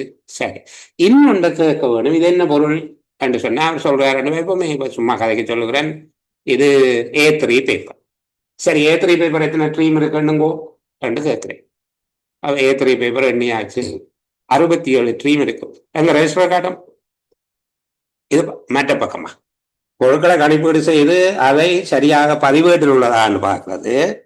முதலாவது, பதிவேட்டில் உள்ள மீதி சரியாக பௌதீக மீதியாக உள்ளதா என்று பார்க்க வேண்டும். 2 வகைகள். அப்ப பரீட்சை சரிபார்த்தல் எவ்வாறு செய்யப்படுகிறது என்பதையும் நாங்கள் சேர்த்து எழுதக்கூடியதாக இருக்க வேண்டும். அப்ப இது பரீட்சார்த்த சுற்றாய்வு சபையினுடைய பணி. அடுத்த சுற்றாய்வு சபை என்ன சொன்னாங்க? பயன்படுத்த முடியாது பொருட்கள் தொடர்பானதா? இது அடுத்தது சுற்றாய்வு சபை. ஏன்னா இருப்பு பொருட்களினுடைய தொடர்ச்சியான சுற்றாய்வு சபை. இது பெருமளவிலான களஞ்சிய பொருட்கள் கையாளப்படுகிற நிறுவனங்கள்ல மாதந்தோறும் ஒப்பாய்வு செய்யப்படும். ஆக குறைஞ்சது ஒரு தொகுதி என்றாலும் ஒரு மாதம் பார்த்து கொள்வது. எல்லாத்தையும் பார்க்குறீங்க. இருப்பு பொருட்கள் பதிவேடுகளில் உள்ள மீதிகள் உள்ளபடி கையிருப்பில் இருக்குதா, கையிருப்பில் இருக்கிறதெல்லாம் பதிவேட்டில் இருக்குதான்னு சொல்லி தொடர்ச்சியாக இதை பார்த்து கொள்ளவும். இது ஒவ்வொரு மாதமும் ஒப்பாய்வு செய்யப்படும். அதுவும் திரைசேரி 127 படிவத்தில் தான் பதியப்படும். மேலே எங்க சொன்னாங்க? இங்கே இருக்கு திரைசேரி 127. அதுபோல தொடர்ச்சியான சுற்றாய்வுக்கும் 127 தான் பார்க்கவும். இதுக்கு கீழே இந்த இழப்பு குறைவு என்பது தொடர்பாக நாங்கள் நட்டம் வரைக்குள்ள பார்த்துக் கொள்ளலாம். நான் முக்கியமான ஒரு பகுதிக்கு உங்களை கூட்டிக் கொண்டு போக போறேன். 770. சரிதானே? 770க்கு போயிட்டு பிறகு நாங்கள் இந்த இருப்பு பொருட்களினுடைய விதியெல்லாம் பார்க்க வேணும். அது ஒருக்கா பார்ப்போம். நாங்கள் உபயோகிக்கத்தகாத பொருட்களினுடைய சுற்றாய்வு சபை. ஏன்னா இந்த சுற்றாய்வு சபை நாளை முடிச்சிட்டோம் என்றால் எங்களுக்கு ஒரு பகுதி முழுமையாக முடிஞ்ச மாதிரியாக இருக்கும். அப்போ உபயோகிக்கத்தகாத பொருட்களினுடைய சுற்றாய்வு சபை. முதலாவது விடயம், உபயோகிக்கத்தகாத பொருட்களை சுற்றாய்வு செய்கிற சபை அந்த பொருட்கள் ஏனைய அரசாங்க திணைக்களங்களுக்கும் பயன்படாது என்று திருப்தி அடைந்தால் மட்டும்தான் அதனை விற்பதற்கு அல்லது அளிப்பதற்கு விதப்புரை செய்ய வரும். சரிதானே? உபயோகிக்கத்தகாத பொருட்கள், உபயோகிக்கத்தகாத களஞ்சிய பொருட்கள் அப்படின்னு சொல்லலாம். பொருட்கள், களஞ்சிய பொருட்களை நம்ம உபயோகிக்கத்தகாத பொருட்கள் தொடர்பான விவரங்கள் படிவம் பொது 47 பதிவு செய்யப்பட வேண்டும். அவை மிக கவனமாக ஆராய்ந்து அவை தொடர்பான சிபார்சுகளை வழங்க வேண்டும். 4 வகையான சிபார்சு வழங்கலாம். அதில் உபயோகிக்கத்தகாத பொருட்கள் என்று அடையாளம் காணப்பட்டவை ஏனைய அரசாங்க திணைக்களங்களுக்கு உதவாது என்று திருப்திப்பட்டால் மட்டும்தான் அவற்றுக்கு விற்பனை செய்தால் அல்லது அளிப்பதற்கான சிபார்சுகளை செய்யும். விற்பனை செய்தல் என்று சொல்றது எஸ் என்று போடுகிறோம், சேல்ஸ். அதே போல அவற்றை கைவிடுதல், அழித்தல். சரிதானே? டெஸ்ட்ராய் பண்றது, அழித்தல். இந்த ரெண்டு பரிந்துரையும் வழங்குவதற்கு முன்பாக அவர்கள் முடிவு பண்ண வேணும் இது எந்த அரசாங்க திணைக்களத்துக்கும் இந்த திணைக்களத்துக்கு பயன்படாதுன்றதுக்காக செய்யணும். எந்த அரசாங்க திணைக்களத்துக்கும் பயன்படாது என்கிற போதுதான் நீங்க கொடுக்கணும். மற்றபடி அது திருத்தி பயன்படுத்தக்கூடியதாக இருக்கும் அல்லது வேறு திணைக்களங்களுக்கு பயனுடையதாக இருக்கும் என்கிற போது அவற்றுக்கு திருத்தம் ஆர் என்று சொல்லி குறிப்பார்கள், ரிப்பேர். அதே போல டிரான்ஸ்பர், வேறு இடத்துக்கு மாற்றுவோம் என்று சொல்லி. நாங்கள் இதுல சாதாரணமாக சொல்லுகிறது வேறு திணைக்களத்துக்கு மாற்றக்கூடிய பொருட்களை விற்பதற்கு சிபாரிசு செய்யணும். அதான் நாங்கள் மேல பார்த்தோம். ஏனைய திணைக்களங்களுக்கு உதவாது என்று திருப்திப்பட்டால் மட்டும்தான் அவற்றை விற்பதற்கு அல்லது அழிப்பதற்கு சிபாரிசு செய்ய வேண்டும். அதே போல விற்கக்கூடிய பொருட்களை அழிப்பதற்கு சிபாரிசு செய்யக்கூடாது. இந்த பொருட்கள் தொடர்பாக இறுதி தீர்மானம் எடுப்பதற்கு முன்பு இந்த உபயோகிக்காத பொருட்களை தொடர்பில் இறுதி தீர்மானம் எடுப்பதற்கு முன்பாக அந்த பொருட்கள் வாங்கின விலை, வாங்கின காலம், உபயோகித்த காலம், உபயோகிக்காத காலம் போன்ற விடயங்களை கவனத்தில் கொண்டு சிபாரிசுகளை செய்ய வேண்டும். சில வேளைகளில் இந்த சபையினுடைய சபையின் அறிக்கையின் மீது நடவடிக்கை எடுக்கிறது தனியாக நான் சொல்லுகிறேன். இந்த படிவத்தில் கையெழுத்து வைக்கிற ஆட்கள்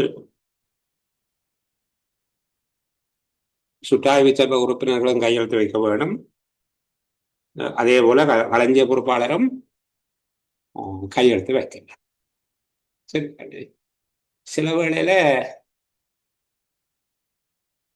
இந்த பொது 47 படிவத்தில் விதப்புரைகள் கணக்கீட்டு உத்தியோகத்திற்கு அல்லது பிரதான கணக்கீட்டு உத்தியோகத்திற்கு இந்த அறிக்கையை கொடுப்பார்கள். அவர் அதை பரிசீலனை செய்து அவற்றுக்கு அந்த அவர்கள் சொல்லப்பட்ட 4 விதமானது RTSD என்று போடுறீங்க தானே, திருத்தம், மாற்றம், விற்பனை, அளித்தல் என்பது தொடர்பாக அவர் தன்னுடைய கட்டளையை வழங்கல். சில வேளை சபையினுடைய கருத்தை ஏற்றுக்கொள்ளாவிட்டால் அதை மீள் பரிசீலனையும் செய்யலாம். சரிதானே? இது இல்லாவிட்டால் அது மீள் பரிசீலனையும் சொல்லலாம். அதே போல 3000 ரூபாவுக்கு மேற்பட்ட பொருள் அளித்து விடும்படி சொல்லுகிற போது அது தொடர்பில் கருத்து தெரிவிப்பதற்கான நிபுணத்துவ தன்மை வாய்ந்த ஒருவருடைய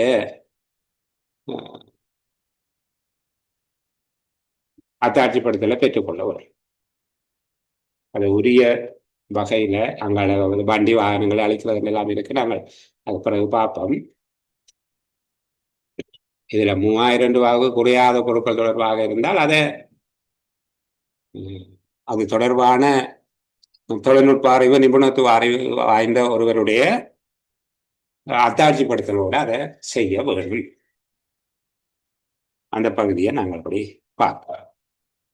மற்றது படிவம் 47 தொடர்பாக என்னென்ன நடவடிக்கை எடுக்க வேண்டும், இந்த உபயோகிக்காத பொருட்கள் தொடர்பாக என்னென்ன விதமான நடவடிக்கை எடுக்க வேண்டும் என்பதை பற்றி நான் எளிமையாக உங்களுக்கு சொல்லிவிடுகிறேன். சரிதானே? இதில் இருக்கக்கூடியதை தாண்டி கொஞ்சம் இலகுவான மொழி நிலையில சொல்லுவோமே, பாவனைக்கு உதவாத அல்லது உபயோகிக்கத்தகாத பொருட்கள் சுற்றாய்வு சபையினால வழங்கப்படுகிற பரிந்துரை படிவம் பொது 47. இது 4 பிரதிகளில் தயாரிக்கப்பட்டிருக்கும். இதன் மீது திணைக்கள தலைவர் மேற்கொள்ளுகிற நடவடிக்கைகள் இவை. உபயோகிக்கத்தகாத பொருட்கள் தொடர்பான சுற்றாய்வு சபையின் பரிந்துரை மீது திணைக்கள தலைவர் மேற்கொள்ளுகிற நடவடிக்கை. ஒரு பிரதியை கணக்காய்வாளர் நாயகத்துக்கு அனுப்புவோம். சுற்றாய்வு சபையினுடைய பரிந்துரைகளில் திருப்தி ஏற்படாவிட்டால், அந்த முடிவுகள் ஏற்கத்தக்கதாக இல்லாவிட்டால் மீளாய்வு செய்து அறிக்கையை சமர்ப்பிக்கும்படி அந்த சபையிடம் கேட்கலாம். திரும்ப ஒருக்கா பார்த்து சொல்லுங்கோ என்று சொல்லி கேட்குறது. மீளாய்வு செய்து அறிக்கையை சமர்ப்பிக்குமாறு அவர்களிடம் கோர முடியும்.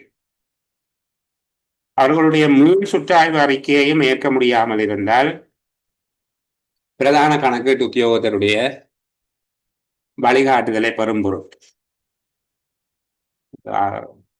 அவருடைய வழிகாட்டுதலை கோரி விண்ணப்பிக்க வேண்டும். வழிகாட்டுதலை பெற்று அதன்படி நடவடிக்கை எடுக்க. சுற்றாய்வு சபையினுடைய அறிக்கையில திருப்தி அடைந்தால் கணக்கீட்டு உத்தியோகத்தரோ பிரதான கணக்கீட்டு உத்தியோகத்தரோ, அதாவது உபயோகிக்கத்தகாத பொருட்களை ஒப்பாய்வு செய்வதற்கான அல்லது அறிக்கையிடுவதற்கான சுற்றாய்வு சபையை நியமித்தவர் யாரோ அவர் உபயோகிக்கத்தகாத பொருட்களை தள்ளுபடி செய்வதற்கான கட்டளையை விடுக்கலாம். திருத்தக்கூடிய பொருட்களை திருத்தி உபயோகிக்கலாம். திணைக்களம் மற்றும் ஏனைய உப திணைக்களங்கள் உபயோகத்துக்கு மேலதிகமாக பொருட்கள் இருக்குமாக இருந்தால் திரைசேரியின் கொள்ளல் மதியுரை சேவைகள் கூறுக்கு அனுப்புறதுக்கு நடவடிக்கை எடுக்க வேணும். விற்பனை செய்யக்கூடிய பொருட்களை பகிரங்க ஏலத்தில் விற்பனை செய்ய வேணும். அந்த விற்பனையின் போது சுற்றாய்வு சபை உறுப்பினர் ஒருவரும் அங்கு பிரசன்னமாக இருக்க வேண்டும். விற்பனை செய்யக்கூடிய பொருட்கள் பகிரங்க ஏலத்தில் விற்பனை செய்யப்பட வேண்டும். அவ்வாறு விற்பனையின் போது சுற்றாய்வு சபை உறுப்பினர் ஒருவரும் அங்கு பிரசன்னமாக இருக்க வேண்டும். விற்பனைக்கு தீர்மானிக்கப்பட்டு விலை கோரப்படாத அல்லது விற்பனை செய்து பணம் செலுத்தியும் பொருளை பெற்றுக்கொள்ளாமல் விட்டார், சில பணம் செலுத்தி அதனை பெற்றுக்கொள்ளாமல் போயிட்டார், கைவிட்டு போனால் அவ்வாறு விலை கோரப்படாத அல்லது விற்பனையின் பின் பெற்றுக்கொள்ளாத பொருட்களை அழித்து விட வேண்டும் அல்லது கணக்கீட்டு உத்தியோகத்தருடைய பணிப்பின்படி செய்யும். விற்பனை பணம் முழுவதும் உடனடியாக பெறப்படுகிறதா என்பதில் கவனம் செலுத்த வேண்டும். விற்கப்பட்ட பொருட்கள் அன்றைய தினமே எடுத்து செல்லும்படி நடவடிக்கை எடுக்கவும். அதை பிறகு வச்சிருக்கவும். விற்கப்பட்ட பணம் முழுவதும் உடனடியாக பெறப்பட வேணும். விற்ற தினம் அன்றைய தினமே விற்கப்பட்ட பொருட்களை எடுத்து செல்வதற்கு நடவடிக்கை எடுக்க வேண்டும். விற்கின்ற போதும் அழிக்கின்ற போதும் அதில் பொறிக்கப்பட்டுள்ள அரச இலச்சினைகளை அழிக்க வேண்டும். அரச இலச்சினைகள் அகற்றப்பட வேண்டும். 3000க்கு குறையாத பெறுமதியுடைய பொருட்களை அழிப்பதற்கு சுற்றாய்வு சபை சிபாரிசு செய்திருந்தால் தகுதி வாய்ந்த பக்கச்சார்பற்ற அரசாங்க உத்தியோகத்தரால் சபையினுடைய கருத்து சரிபார்க்கப்பட வேண்டும். சுற்றாய்வு சபை உறுப்பினர் ஒருவர் முன்னிலையில் தான் அழித்தலும் செய்ய வேண்டும். அதுல வெவ்வேறு விதமாக அழிக்கலாம். எரியக்கூடிய பொருட்களை எரிக்கலாம், உக்கக்கூடிய பொருட்களை புதைக்கலாம், அரசாங்க தொழிற்சாலை வார்ப்பிரும்புக்கு அனுப்ப வேண்டிய பொருட்களை அவ்வாறு அனுப்பலாம். வார்ப்பிரும்பு அல்லாத இரும்பை ரத்மலானையில் இருக்கிற புகையிரத திணைக்களத்தின் வேலைத்தளத்துக்கு அனுப்பலாம். பறிமுதல் செய்யப்பட்ட கத்தி, உபயோகமற்ற துப்பாக்கிகள் போன்றவை சிப்பங்கள்ல பாதுகாப்பாக இறுக்கி அடைச்சு இலங்கை கடற்படை தளபதிக்கு அனுப்பணும். அவர் கொண்டே அதை கடல்ல போடுவோம். சரிதானே? அப்போ இந்த பகுதியை கொஞ்சம் விளக்கத்துக்காக பிள்ளைகளை வடிவா சொல்லி விடுகிறேன். உபயோகிக்கத்தகாத பொருட்கள் தொடர்பில் உபயோகிக்கத்தகாத பொருட்களை அறிக்கையிடுவதற்கான சுற்றாய்வு சபையினால வழங்கப்பட்ட அறிக்கையின் மீது திணைக்கள தலைவர் மேற்கொள்ளக்கூடிய நடவடிக்கைகள் எவை? முதலாவது, கணக்காய்வாளர் நாயகத்துக்கு படிவத்தின் ஒரு பிரதியை, பொது படிவம் 47 ஒரு பிரதியை அனுப்ப வேண்டும். சுற்றாய்வு சபையினுடைய முடிவுகளை ஏற்றுக்கொள்ளக்கூடியதாக அவை தென்படவில்லை என்று கருதும் போது மீள் சுற்றாய்வு செய்து அறிக்கை சமர்ப்பிக்கும்படி அந்த சபையை கோர வேண்டும். சுற்றாய்வு சபை சமர்ப்பித்த மீள் சுற்றாய்வு அறிக்கையும் ஏற்க முடியாததாக இருந்தால் பிரதான கணக்கீட்டு உத்தியோகத்தருடைய அறிவுறுத்தலை பெற்று அதில் வழங்கப்பட்ட வழிகாட்டல்களுக்கு அமைவாக நடவடிக்கை எடுக்க முடியும். சுற்றாய்வு சபை நியமன அதிகாரியினால, அதாவது பிரதான கணக்கீட்டு உத்தியோகத்தரோ கணக்கீட்டு உத்தியோகத்தராலேயோ சுற்றாய்வு சபை நியமிக்கப்பட்டிருக்கும். அவர்களுடைய சிபாரிசை ஏற்றுக்கொள்வாராக இருந்தால் நியமன அதிகாரி உபயோகிக்கத்தகாத பொருட்களை தள்ளுபடி செய்வதற்கான கட்டளையை வழங்க வேண்டும். திருத்தக்கூடிய பொருட்களை திருத்தி பயன்படுத்தலாம். திணைக்களங்கள் உப திணைக்களங்களின் உபயோகத்துக்கு மேலதிகமாக இருக்கிற பொருட்கள், பயன்படாத பொருட்கள் போன்றவற்றை திரைசேரியில உள்ள கொள்வனவு மதியுரை சேவை கூறுக்கு அறிவிக்க வேண்டும். இப்படி எங்கள்கிட்ட தேவையில்லாத பொருட்கள் இருக்க நல்லது என்று சொல்லி அறிவிக்க வேண்டும். அவர்கள் இந்த வழிகாட்டலுக்கு அமைவாக அவர்கள் எங்கே அனுப்ப சொல்லிடமோ அங்கே அனுப்போம். ஏதாவது ஒரு அரசு திணைக்களத்தை கொடுங்கோன்னு சொன்னால், அதே போல விற்பனை செய்யக்கூடிய பொருட்களை பகிரங்க ஏலத்துல விற்பனை செய்ய வேணும். விற்பனையின் போது உபயோகிக்கத்தகாத பொருட்களின் சுற்றாய்வு சபையில் பணியாற்றிய உறுப்பினர் ஒருவர் முன்னிலையில அது நடக்க வேண்டும். விலை கேளாத விற்பனை கண்டு சொல்லி சிபாரிசு செய்யப்பட்ட ஆனால் எவராலும் விலை கோரப்படாத அல்லது விற்பனையின் பின்னர் பெற்றுக்கொள்ளாத பொருட்களை அழைத்து விட வேண்டும், அல்லது கணக்கீட்டு உத்தியோகத்தருடைய பணிப்புரைக்கு அமைவாக செயல்பட வேண்டும். விற்பனை பணம் முழுவதும் உடனடியாக பெற வேண்டும். அன்றைய தினமே விற்கப்பட்ட பொருட்களை எடுத்துச் செல்லுமாறு நடவடிக்கை மேற்கொள்ள வேண்டும். பொருட்களை விற்கின்ற போதும் அளிக்கின்ற போதும் அதில் இருக்கிற அரச லட்சணை அகற்ற வேண்டும். 3000 ரூபாவுக்கு குறையாத பெறுமதி உள்ள பொருள் ஒன்றை அளிக்கும்படி சபை சிபாரிசு செய்திருக்குமாக இருந்தால் தகுதி வாய்ந்த, அதாவது ஒரு அந்த தொழில்நுட்ப நிபுணத்துவ அறிவு கொண்ட தகுதி வாய்ந்தவர், பக்கச்சார்பற்றவர் ஆனால் இருக்கிற அரசாங்க உத்தியோகத்தர்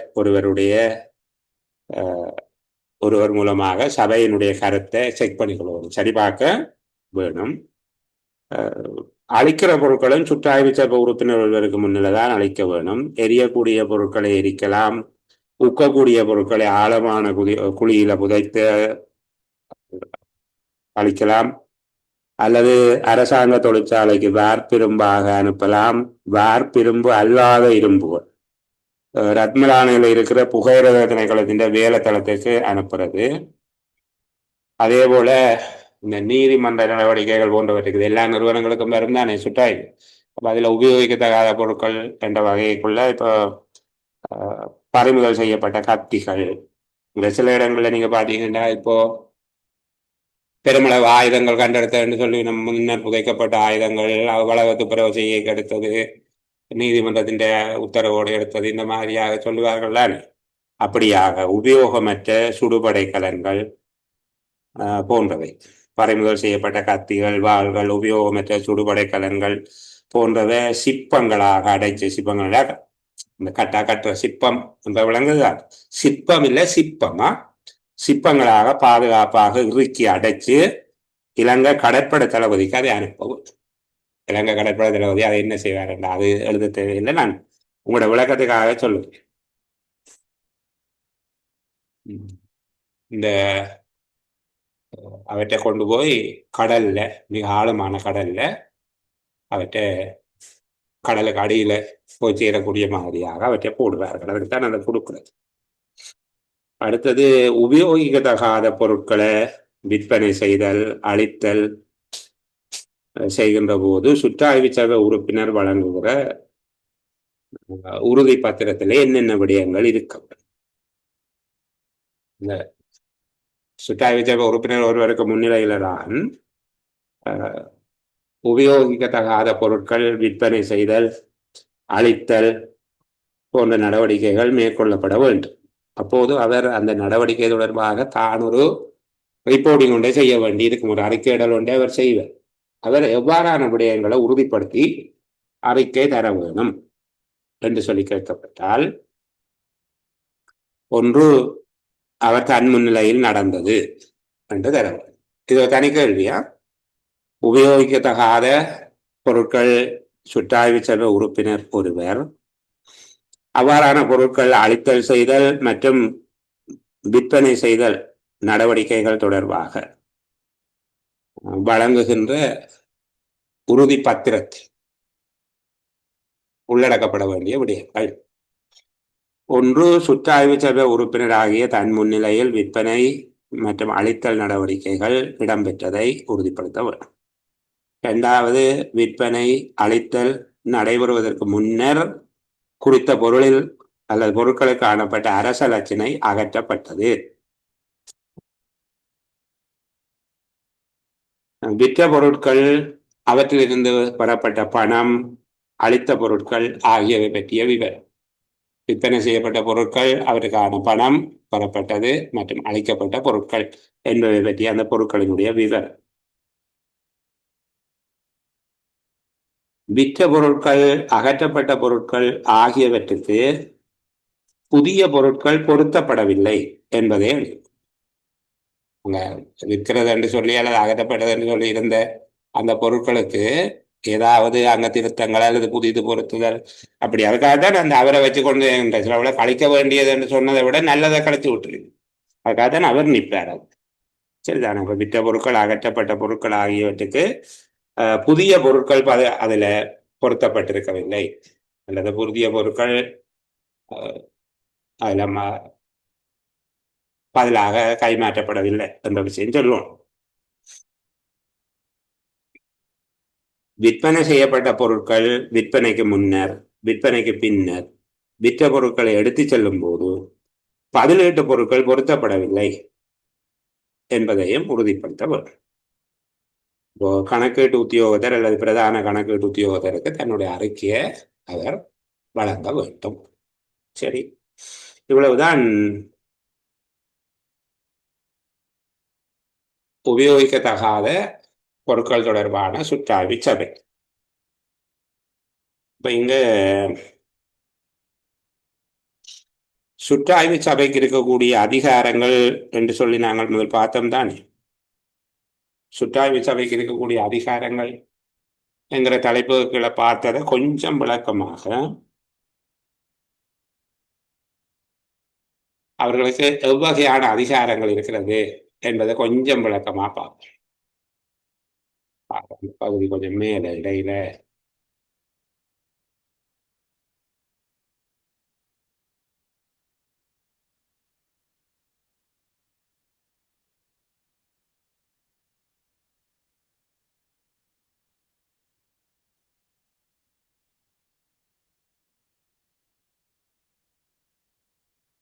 இந்த சுற்றாய்வு சபைக்குரிய அதிகாரங்கள் சொல்லி இதுல சொல்லி போட்டு அவர்கள் மேலோட்டமா சொன்னது ஒரு சிறிய விளக்கம் கொண்டுதான் சொல்லியிருக்கணும். இது இன்னொரு இடத்துல தெளிவாக இருக்குது. நான் அதை உங்களை காட்டுகிறேன். இந்த பகுதியை ரிப்பீட் பண்ற மாதிரியாக இருந்தாலும் ஆனால் அதுல கொஞ்சம் இதை விட தெளிவாக சொல்லி.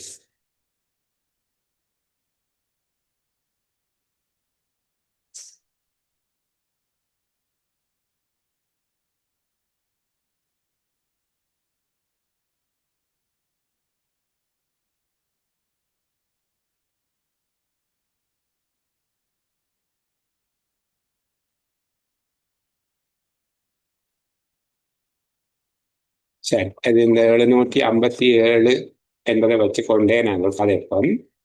நாங்கள் கொஞ்சம் விரிவாக அவங்களோட சொல்லுகிறேன். அவர்கள் எதை செய்வார் கேள்வியை இப்படித்தான் குறித்து கொள்ளணும். சுற்றாய்வு சபைக்குள்ள